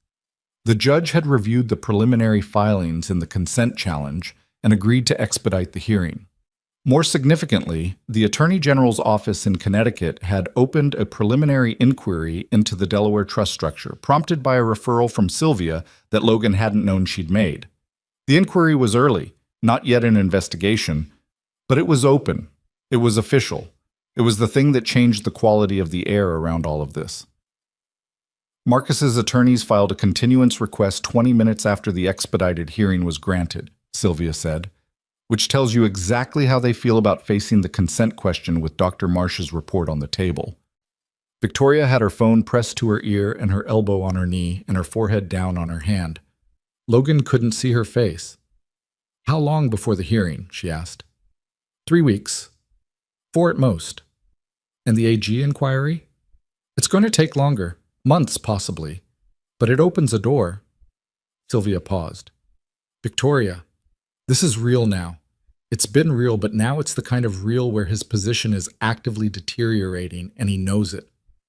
Victoria lifted her head. She was looking at the end of the porch, at the dark street beyond the yellow light. Okay, she said. I'll be at your office Monday morning. She hung up. She sat with the phone in her hand for a moment. 3 weeks, Logan said. 3 weeks, she repeated. She let out a slow breath. He's going to try something before the hearing. That's what he does when he's losing control of a situation. He tries something. What kind of something? Last time he felt cornered, he sent someone to photograph my attorney's family. She paused. He'll escalate before he concedes. Logan sat with that. He thought about Morrow, about Ray, about the deputy who'd been parked at the corner. I'll talk to Morrow tomorrow, he said. Tell him the hearing's been scheduled. I'll talk to him myself, Victoria said. Logan looked at her. It's my case, she said. Not defensive, just direct. I should be the one briefing the sheriff, not through you. I want to walk in there and say it myself. Okay, Logan said.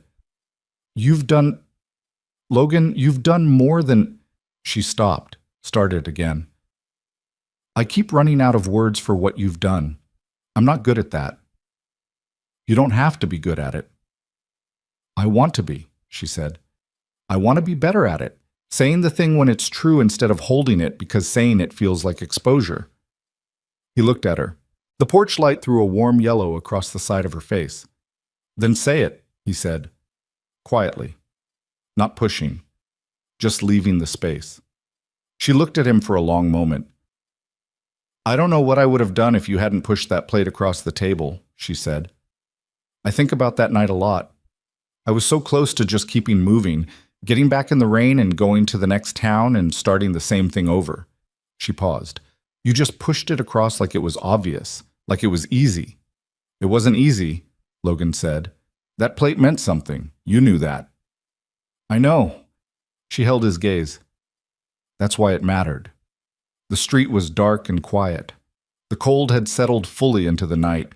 Inside, somewhere in the back of the house, a floorboard creaked. The house settling, the familiar sound of it, the one Logan had stopped noticing after the first year. I meant what I said, he told her, that night at the motel, about not going anywhere. I know you did, she said. I still mean it, he said. Not just for the case, I mean past the case, whatever is on the other side of this. She looked at him, and there it was, the thing they'd been circling for weeks, the thing that had been building in the edges of all these ordinary evenings and kitchen dinners and porch conversations. She looked at him, and she didn't look away. I know, she said again, but quieter, different. He reached over and she let him take her hand. Not like the porch 3 weeks ago, when he'd covered her trembling hands to steady her. Different from that. She turned her hand over and held his back. They sat there in the cold February night and didn't say anything else for a while, and didn't need to. Marcus made his move 8 days before the hearing. It wasn't dramatic. It wasn't threatening. It was in the way that truly calculated moves often were, administrative. His attorneys filed a motion to introduce new evidence, a series of financial documents allegedly showing that Victoria had been an active participant in the company transfers, that she had signed additional documents willingly in the months following her hospital discharge, that the incapacitation argument was undermined by her subsequent conduct. Sylvia called at 7 in the morning. Logan was making Emma's lunch. He could hear Sylvia's restraint on the phone, the way she was choosing words carefully. It's manufactured, Sylvia said. The documents have signatures, but the notarization dates are wrong by a margin that's going to be very hard to explain. Ray found it in 40 minutes. A short pause. He overcorrected. He panicked, and he overcorrected. You can prove the forgery? We can demonstrate the notarization discrepancy clearly, and we have a forensic document examiner who can speak to it. Sylvia's voice gained something. Not triumph, but a kind of compressed certainty. Logan, forging legal documents in response to an existing legal filing is not a minor thing. This isn't just a bad strategic move. This is potentially criminal. The word landed in the kitchen like something solid. I'm coming in, Logan said. Bring Victoria. We need to move quickly. Uh, Victoria was already at Sylvia's office when Logan arrived. She was standing, not sitting, standing with her hands flat on the conference table and the new filing open in front of her. And she looked up when he came in with an expression he hadn't seen on her before. Not scared, not composed, something between rage and clarity. He forged documents, she said. I know. He has done everything. 7 years of every kind of pressure, and now he forged documents to present to a judge because he is losing. She shook her head slowly. He never thought he'd lose. That's the part I don't think he accounted for. He never actually planned for a world where I didn't eventually give up. He planned for compliance, Sylvia said from her desk, not for what he actually got. Victoria looked at Logan, and there was something on her face in that moment, a settling, a stillness, the kind that wasn't resignation, but its opposite, the kind that meant something was over, not because it had been taken from her, but because she had finished it herself. File everything, she said to Sylvia. The forgery evidence, the notarization discrepancy, all of it, and send the forensic report to the AG's office today. Already drafting, Sylvia said. Victoria turned back to the table and looked at the documents. She pressed her palms flat on the surface again, and she breathed, and Logan stood across from her and watched the woman who had come through his diner door, soaking wet and terrified, stand in the middle of what she had built from nothing, the evidence, the allies, the sheer refusal to disappear. And he thought that he had never seen anything quite like it. The specific way a person looks when they are finally, after a very long time, standing on ground that belongs to them. The hearing was in 8 days. The hearing was scheduled for 9 in the morning on a Thursday in late February, in a courtroom on the second floor of the county courthouse that smelled like old wood and radiator heat, and the particular staleness of a building that had been processing human problems for longer than anyone currently inside it had been alive. Logan drove Victoria there himself. They didn't talk much on the way, not because there was nothing to say, but because they'd already said most of what mattered over the preceding 8 days in Sylvia's office, and at Logan's kitchen table, and on the porch in the cold evenings, going over everything until going over it more stopped helping. By the morning of the hearing, there was nothing left to prepare. There was only the doing of it. Victoria had her folder on her lap and was looking out the passenger window at the winter fields passing by, bare and gray-brown under a pale sky. Logan kept both hands on the wheel and didn't try to fill the silence. I'm not nervous, she said when they were about 2 miles out. Okay, he said. I mean, I am, but it's different from before. Every time I've had to face anything related to this, the nervousness was about whether I was going to hold together, whether I was going to break. She paused. This morning, I feel like I might actually be angry instead. Angry is good, Logan said. Is it? Angry means you believe you should have won, which you should have. So yeah. She turned from the window and looked at him. When did you get wise? I've always been wise, he said. You just weren't paying attention.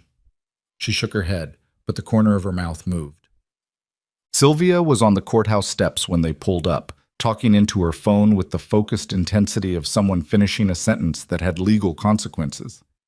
She ended the call when she saw them and came down the steps with her briefcase and an expression that was as close to energized as Sylvia got, which wasn't demonstrative, but was real. Dr. Marsh landed last night, she said. She's already inside. Ray sent the final timeline confirmation this morning. The notarization dates on Marcus's documents are off by 11 days, which is not a rounding error. She looked at Victoria. How are you? Ready, Victoria said.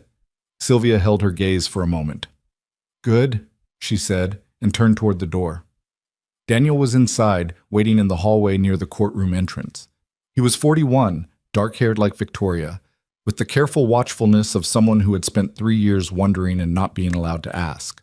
He'd arrived in Callaway the previous Saturday, and the reunion had happened in Logan's kitchen over terrible coffee and a dinner that nobody ate much of, and it had been hard and necessary, and by the end of the evening, the two of them had been sitting at the table alone, talking in the low, careful voices of people reconstructing something that had been damaged but not destroyed. He hugged Victoria when he saw her, briefly and firmly, and she let him. You've got this, he said. I know, she said. He looked at Logan over her shoulder, and Logan gave him a short nod, and Daniel nodded back. Marcus's legal team was 3 people, all of them in suits that communicated exactly the kind of resources they were drawing from.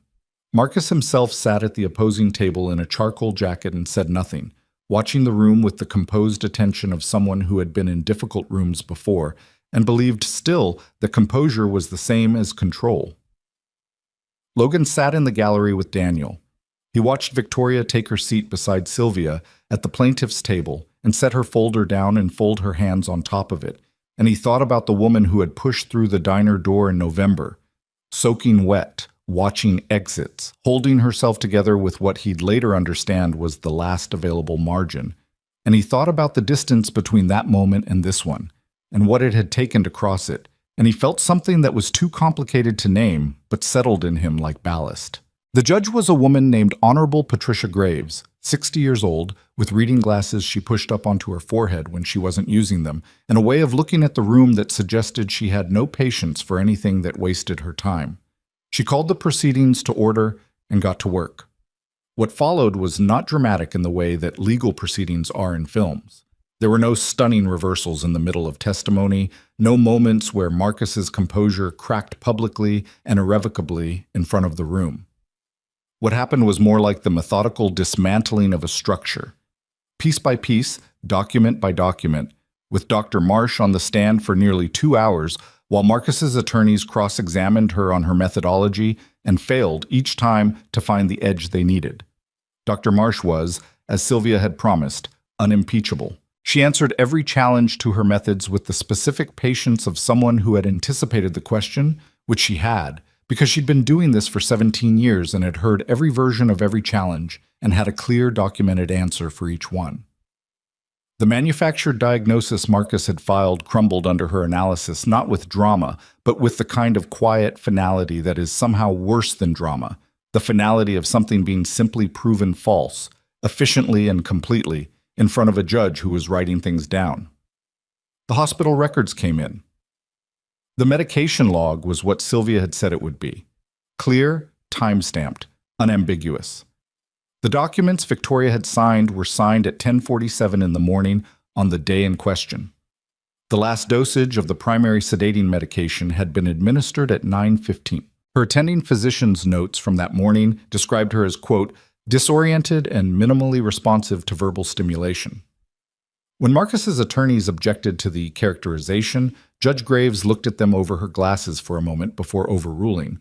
The notarization discrepancy in Marcus's new documents was addressed in a separate filing that Sylvia walked through with the forensic examiner Logan had never met, a compact, precise woman named Elise Howe, who had spent 12 years doing document authentication and who explained the 11-day discrepancy in terms that were so straightforward and so technically airtight that the courtroom went very quiet when she finished. Marcus's lead attorney asked for a brief recess. Judge Graves granted 15 minutes. In the hallway, Logan found Victoria near the window at the end of the corridor. Daniel was giving her space, hanging back by the courtroom door. Logan walked over and stood beside her. She was looking out at the parking lot below, the cars, the ordinary daylight Thursday world going about its business.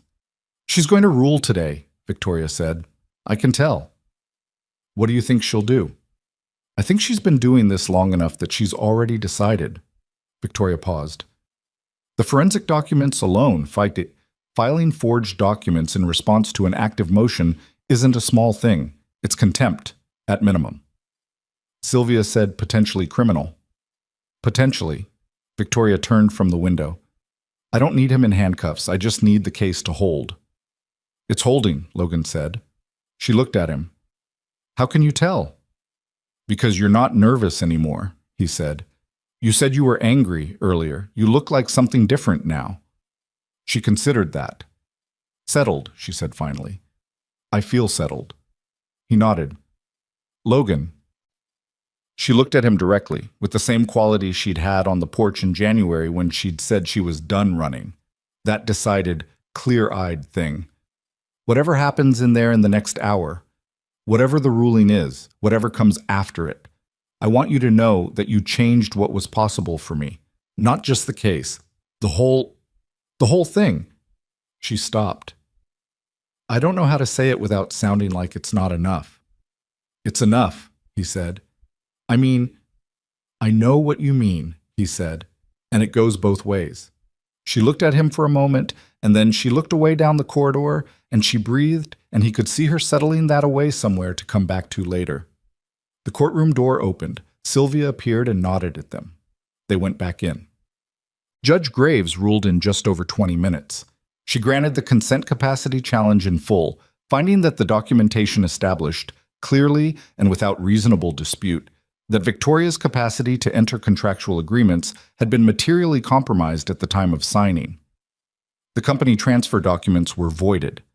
The settlement agreement, including the NDA, was struck down on the grounds that it had been executed under conditions of coercion and incapacitation. The false accusations that had been entered into official records during the 7-year period were ordered expunged. As to the forged documents Marcus's team had filed, Judge Graves noted, in language that was judicial and therefore measured but contained a quality that felt, to Logan sitting in the gallery, like controlled fury, that the matter had been referred to the state attorney's office for review of potential criminal charges related to the submission of fraudulent evidence in an ongoing legal proceeding. She looked at Marcus when she said that part. Marcus's expression did not change, but Logan watched his hands on the table, and the right one pressed flat against the surface once, briefly, and that was the tell. The only tell he showed, but it was there. The gavel came down. In the gallery, Daniel made a sound beside Logan, a short, exhaled sound like something releasing. Logan looked at the plaintiff's table. Sylvia was writing. Victoria was sitting very still, her hands flat on the folder in front of her, looking at some point ahead of her that wasn't quite the room. Then she turned and found Logan's face in the gallery, and whatever expression he had, he didn't know exactly what it was, made her close her eyes for a second. Just 1 second. Then she opened them again and turned back to Sylvia, who was already talking about the next steps. The hallway afterward was both louder and quieter than Logan had expected. Louder because Daniel was there, and Ray had come for the ruling, and Donna Kessler had shown up without being asked, and was standing near the door with her coat buttoned wrong, which was the most uncharacteristic thing Logan had ever seen her do, and everyone was talking at once. Quieter because Victoria was moving through all of it at a slight remove, accepting the words, the hugs, Daniel's grip on her shoulder, but present in the way that people sometimes are when something enormous has just happened, and the full weight of it hasn't finished arriving yet. Logan waited. When the hallway had thinned out, Ray heading for his car, Daniel and Donna drifting toward the exit in conversation, Sylvia fielding a call in the corner, Logan found Victoria near the window again. Same window as before. Different light now, the morning having moved into afternoon while they were inside. It's done, he said. The case is done, she said. The AG investigation will take longer. The criminal referral, even longer. She paused. He's not going to prison tomorrow. No, but he's not untouchable anymore.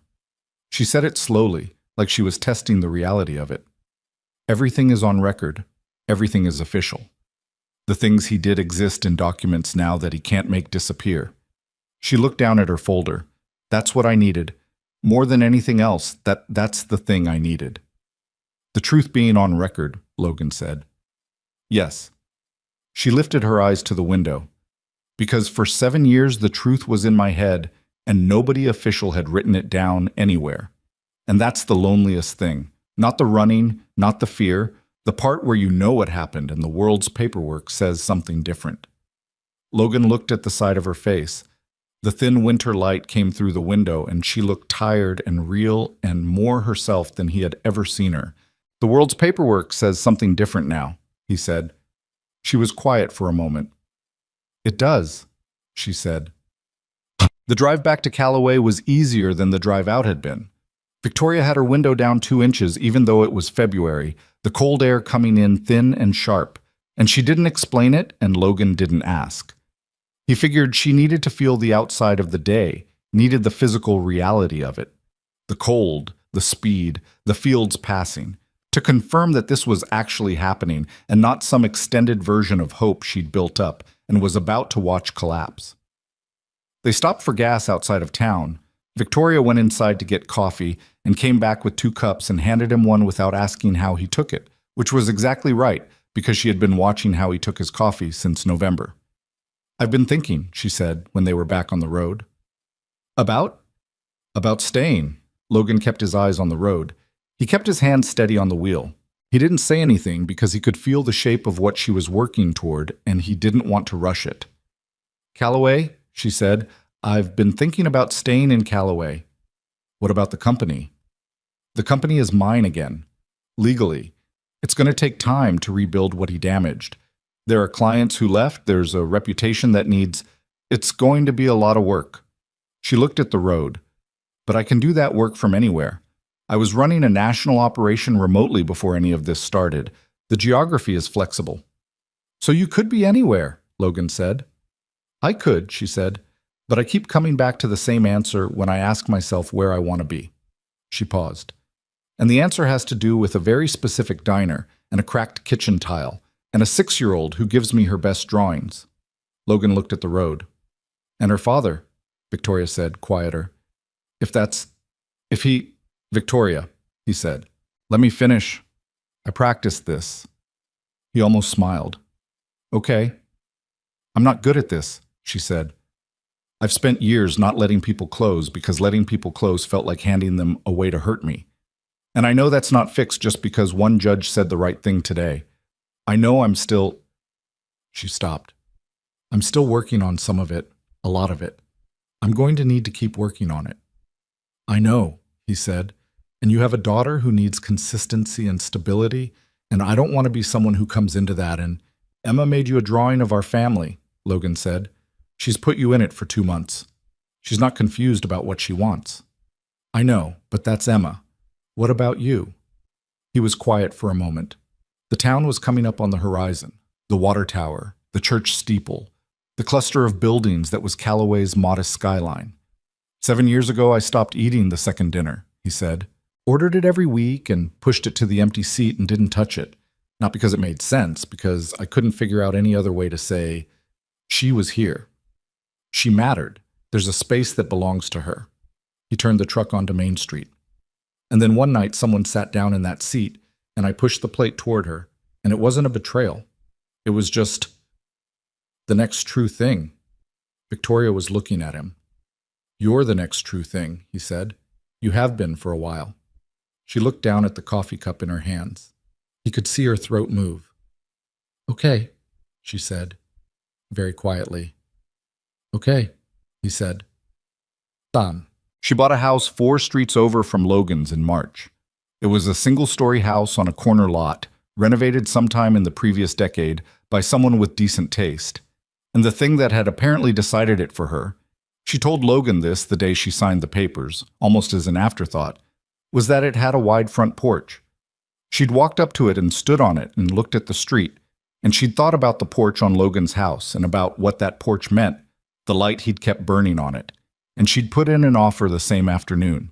Logan came over on the first Saturday after she moved in and fixed the 2 sticking doors and the kitchen faucet that dripped, and Victoria made them both lunch from a kitchen that was slowly accumulating the kind of lived-in evidence she'd once described wanting, things on the counter, magnets on the fridge, the particular chaos of a space actually being used. Emma came too, ostensibly to help, in practice to supervise from a stool at the kitchen island and offer commentary. "You need a plant," Emma told Victoria. "I kill plants," Victoria said. "You'll get better." "I don't think it works like that." "Dad killed a cactus once," Emma said, in the tone of someone sharing important institutional knowledge. "And now our tomatoes are fine." "The tomatoes were your project," Logan said, from under the sink. "I managed them," Emma said. "There's a difference." Victoria caught Logan's eye from across the kitchen. He had his head halfway under the cabinet and was trying not to laugh. And she was trying not to either, and Emma was completely serious, listing the plants she thought would do well in the window by the front door. It was the most ordinary afternoon. It was also, in the way that ordinary afternoons sometimes are, when you have spent a long time not having them, almost more than Logan could look at directly. Spring came late that year the way it often did in that part of the state, slow and reluctant, frost still showing up in April mornings long after it had worn out its welcome. But by May, the town had turned the corner into something genuinely warm. and the trees along Logan Street had gone from bare to tentative green to full, the kind of green that felt like a statement. The AG's investigation into Marcus's corporate structure was ongoing. It had expanded in March to include a review of the 2011 case, in addition to Patricia Ellison's 2014 matter, and the attorney who'd filed the forged documents had quietly withdrawn from practice pending his own review. Marcus himself had retained new counsel and was, as Sylvia described it, very busy cooperating with investigators on certain limited matters in exchange for considerations that had not yet been formalized. He had not contacted Victoria. He would not, Sylvia believed, contact Victoria again. Not because he'd developed a conscience, but because there was nothing left to gain from it and a great deal left to lose. Victoria had spent March and April rebuilding the company, calls and video meetings from her home office, emails that went late into the evening, the slow and difficult work of reaching out to former clients and explaining what had happened and asking for the chance to demonstrate, through actual work, that what they'd valued was still there. Some of them came back. Some didn't. She didn't pretend the ones who didn't was fine. 3 of the biggest clients went with a competitor 2 years ago, she told Logan one evening. They were on her porch, the May evening warm enough to sit without coats for the first time. They're happy there. They're not coming back. And I spent a week being angry about it before I figured out that being angry about it was making me worse at everything. So you stopped? I stopped performing the anger, she said. The actual anger took longer. She paused. But I've got 12 active contracts and 2 more in discussion, and that's a real company again. That's something I can build from. You already built it once from scratch, Logan said. I know. I was just pointing out that I'm doing it. She looked at him. Because 6 months ago, I wasn't sure I was going to get to. He looked back at her. You were always going to get there, he said. You don't know that. I know that you drove yourself 4 towns over, he said. You were already fighting. I just showed up while you were doing it. She was quiet for a moment. You showed up, she said, and you stayed. That's not a small thing. That is, in my experience, a very rare thing. Doesn't do. Daniel came back in May for a weekend, and they all had dinner together. Daniel, Victoria, Logan, Emma, and Mrs. Patton, who had been included on Emma's personal authority and who sat at the end of the table telling stories about Callaway in the 80s that were either completely true or completely fabricated, and nobody could tell which, and it didn't especially matter. Emma sat between Victoria and Daniel, treating Daniel with the considering assessment she reserved for new entrants into her social circle, and by the end of the evening she'd declared him pretty nice for an uncle. Daniel had looked at Victoria when Emma said that, and something had passed across his face, something that was almost too much to look at for its fullness. She called me uncle, he said afterward quietly, when Emma had gone to help Mrs. Patton find her coat. You are her uncle, Victoria said. Approximately. Approximately, Daniel repeated. He looked at Logan, then back at Victoria. You're happy, he said, like he was reporting an observation he was still processing. Getting there, Victoria said. Don't qualify it, Daniel said. I've been waiting 3 years to see it. Just let me have it. Victoria looked at him for a moment, and then she said without qualifying it, Yes. He put his arm around her and she leaned into him, and Logan looked away and found Emma standing in the kitchen doorway, watching all of them with her mother's patient eyes and an expression of 6-year-old satisfaction. Good dinner, Emma said. Yeah, Logan agreed. In June, Emma asked the question. They were at Logan's house on a Sunday, all 3 of them. Victoria had come for breakfast and stayed into the afternoon, which happened most Sundays without anyone deciding it officially. Emma was on the living room floor with a drawing project of some scale and complexity that had been explained to Logan twice and that he still didn't entirely understand, and Logan and Victoria were at the kitchen table with coffee, talking about nothing in particular. Her tomato plant that had, against all probability, survived its first month. A structural issue in the barn roof at the farmhouse job he was wrapping up, whether Mercer's had changed their brisket recipe or whether he was imagining it. Emma appeared in the kitchen doorway. She was holding a drawing. She looked at Victoria, then at Logan, then back at Victoria. Are you and Dad going to get married? She asked. The kitchen went quiet the way kitchens go quiet. When a 6-year-old says the thing that two adults have been carefully not saying. Logan looked at his coffee. Victoria looked at Emma. Emma looked at both of them with the expression of someone who has asked a direct question and is prepared to wait for an actual answer. "That's a pretty big question," Victoria said carefully. "I know," Emma said. That's why I'm asking." "What made you think about that?" Logan asked. Emma considered this with the seriousness she applied to all important matters. "Because you're always here," she said to Victoria. "And when you're not here, Dad is looking at his phone. And Mrs. Patton says that when people do that, it means something." She paused. "Also, I made a drawing." She held up the drawing. It was a house, the front of it, with a yellow porch light and 3 figures standing on the steps. A tall one, and a small one, and a medium one in a wheelchair. They were all holding hands. Victoria looked at the drawing for a long moment. Logan looked at the drawing. Emma looked at both of them. "I made us a family," Emma said, simply, and held the drawing out to Victoria. Victoria took it. She held it in both hands and looked at it, and she was very still for a second, and then she pressed her lips together and looked up at the ceiling for a moment in the way people do when they are trying to keep something from spilling over. Then she looked at Emma and said, her voice careful and real, "This is the best drawing you've ever made." Emma nodded. She already knew. "Can I keep it?" Victoria asked. "That's why I made it," Emma said, and went back to her project. Logan and Victoria were married on the second Saturday in October. They did it on the front porch of Logan's house because that was the place that had mattered most. The place where something had been decided in January cold with a deputy's cruiser at the corner and a man who had thought he could still win standing at the end of the walk. They'd talked about other options, the town hall, the small park on Birch, and they kept coming back to the porch. The porch made sense in a way the other places didn't. Sylvia officiated, which she'd done once before years ago and professed to not enjoy, and then agreed to do when asked with a quickness that contradicted the disclaimer. Ray sat in the front row with Donna Kessler, who had worn her good coat and appeared to be taking mental notes. Daniel flew in from Hartford. Mrs. Patton sat in the second row and cried audibly from the opening words, which Emma found hilarious, and which she would describe to people for years afterward. Emma wore a dress she had selected herself, and which was several shades of yellow and slightly too big and perfect.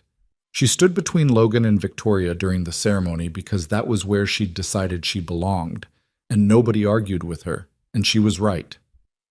The afternoon was warm for October. That particular gift that fall sometimes gives, a last warm afternoon right at the edge of the season turning. The oak tree in the front yard had gone amber and gold, and the light through it fell across the porch in patterns that moved when the wind came through. Logan said what he'd spent 2 months figuring out how to say, which in the end was not especially long. He said that he had spent 7 years thinking that the space across the table from him was a closed space, a space that belonged to grief and memory, and that he'd been wrong, not about the grief, which was real and always would be, but about the closing. He said that the best thing he knew about love was that it didn't take away what came before. It just proved that there was more room than you thought. Victoria had written hers down because she'd known she wouldn't trust herself to remember it. She held the paper and she read it, and her voice was steady the whole way through except for one sentence in the middle, when she said that for a very long time she had organized her life around protecting herself from the next loss, and that what Logan had shown her, slowly, without fanfare, by the entirely unremarkable act of continuing to show up, was that protection was not the same as living. She said that Emma had given her back something she hadn't known she'd lost, which was the knowledge that being loved without conditions was still possible. She said she was choosing them both, fully, with no contingencies and no escape routes, and that choosing that way was the bravest thing she'd ever done.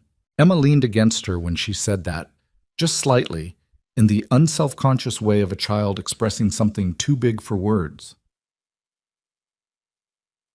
There's a photograph from that afternoon that Daniel took on his phone. Not posed, not planned.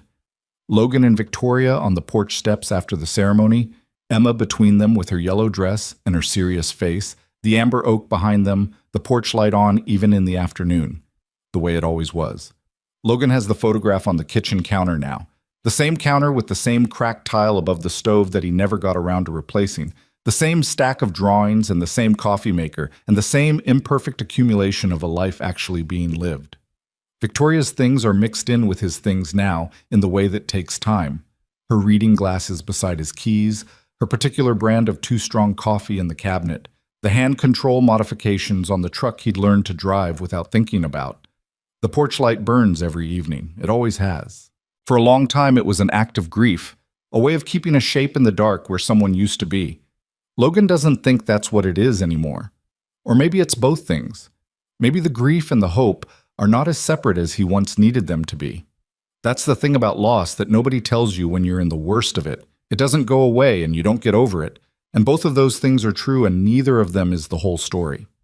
The whole story is that you carry it forward and it changes shape as you go. And one day you look at what you're carrying and you realize it's become something else alongside the grief. Not instead of it, alongside it. Victoria's company has 12 employees now. She runs it from the home office and travels when she needs to, and is back in Callaway before Emma comes home from school on the days she's gone. She is not always easy to be around. She is still sharp to the point of cutting sometimes, still reaches for control when things feel uncertain, still goes quiet in a way that closes doors when she's frightened. Logan has learned most of her patterns the way you learn a house. Not all at once, but by living in it, by paying attention to where the drafts come in. She is learning his patterns too. She is the one who noticed, 2 months into their marriage, that Logan went somewhere internal on certain Friday evenings. Not sad exactly, just occupied with something old, and she stopped asking him to come back from it and started sitting near it instead. That was the right thing to do, and he'd never been able to explain why, but she'd known anyway. Emma is 7 now, finishing 2nd grade, and she has opinions about everything with an intensity that exhausts Logan and delights him equally. She tells people she has 2 parents in the specific, declarative way that means she has thought about it and decided and is not interested in discussing qualifications. At school, there is a photograph on the classroom family wall, the one Daniel took, and Emma explained it to her teacher on the first day with the same direct simplicity she'd used when she handed Victoria that drawing. That's my mom and dad, and that's our house. Marcus Hale's criminal case is still ongoing. It will probably be ongoing for a while longer. These things move at the pace they move, and the outcome is not certain. And Victoria has made a deliberate choice not to organize her days around it. She follows it when there are updates. She does not wait for it. There is a difference between justice and resolution. And she has had the resolution. The record, the ruling, the truth in official writing that can no longer be erased. And the justice is still in process, and she is not willing to put her life on hold for its timetable. That is, in its way, the bravest thing of all. Not the standing on the porch in January, not the hearing, not the rebuilding of the company, but this, the decision to stop organizing your entire self around what was done to you and to build, stubbornly and imperfectly and with other people's help, the life that always should have been yours. Ray Coulter comes to dinner sometimes on Sundays. He and Emma have an ongoing chess game that has been in progress since February, and that Ray insists he is winning and Emma insists he is not. And the board lives on the side table in Logan's living room and gets examined by both parties with great seriousness whenever they're in the same room. Donna Kessler upgraded the ramp outside the motel. She didn't tell anyone she was doing it. Logan drove past one afternoon in spring, and it was just there. New concrete, properly graded, built to last. He called Donna and told her it looked good. She said she'd been meaning to fix it for years. Some things need the right moment. Some things need someone to arrive who makes the moment matter. That November night feels, in memory, like it belongs to a different season of all their lives, which it does. The rain and the bell over the diner door and the soaking wet woman who scanned exits and looked at an untouched plate and didn't quite let herself believe what it meant. The man who sat in a booth every Friday and ordered 2 dinners and told himself this was about grief, which it was, and didn't understand yet that it was also about waiting, which it was too. Neither of them was ready. Both of them showed up anyway. That is the whole secret. Not readiness. Readiness is a myth people tell themselves while they're waiting for permission that never arrives. The real thing is showing up in the condition you're actually in, broken parts and all, and choosing, despite everything you know about how things can go wrong, to push the plate across the table. The light was on when Victoria came home that evening. It's still on.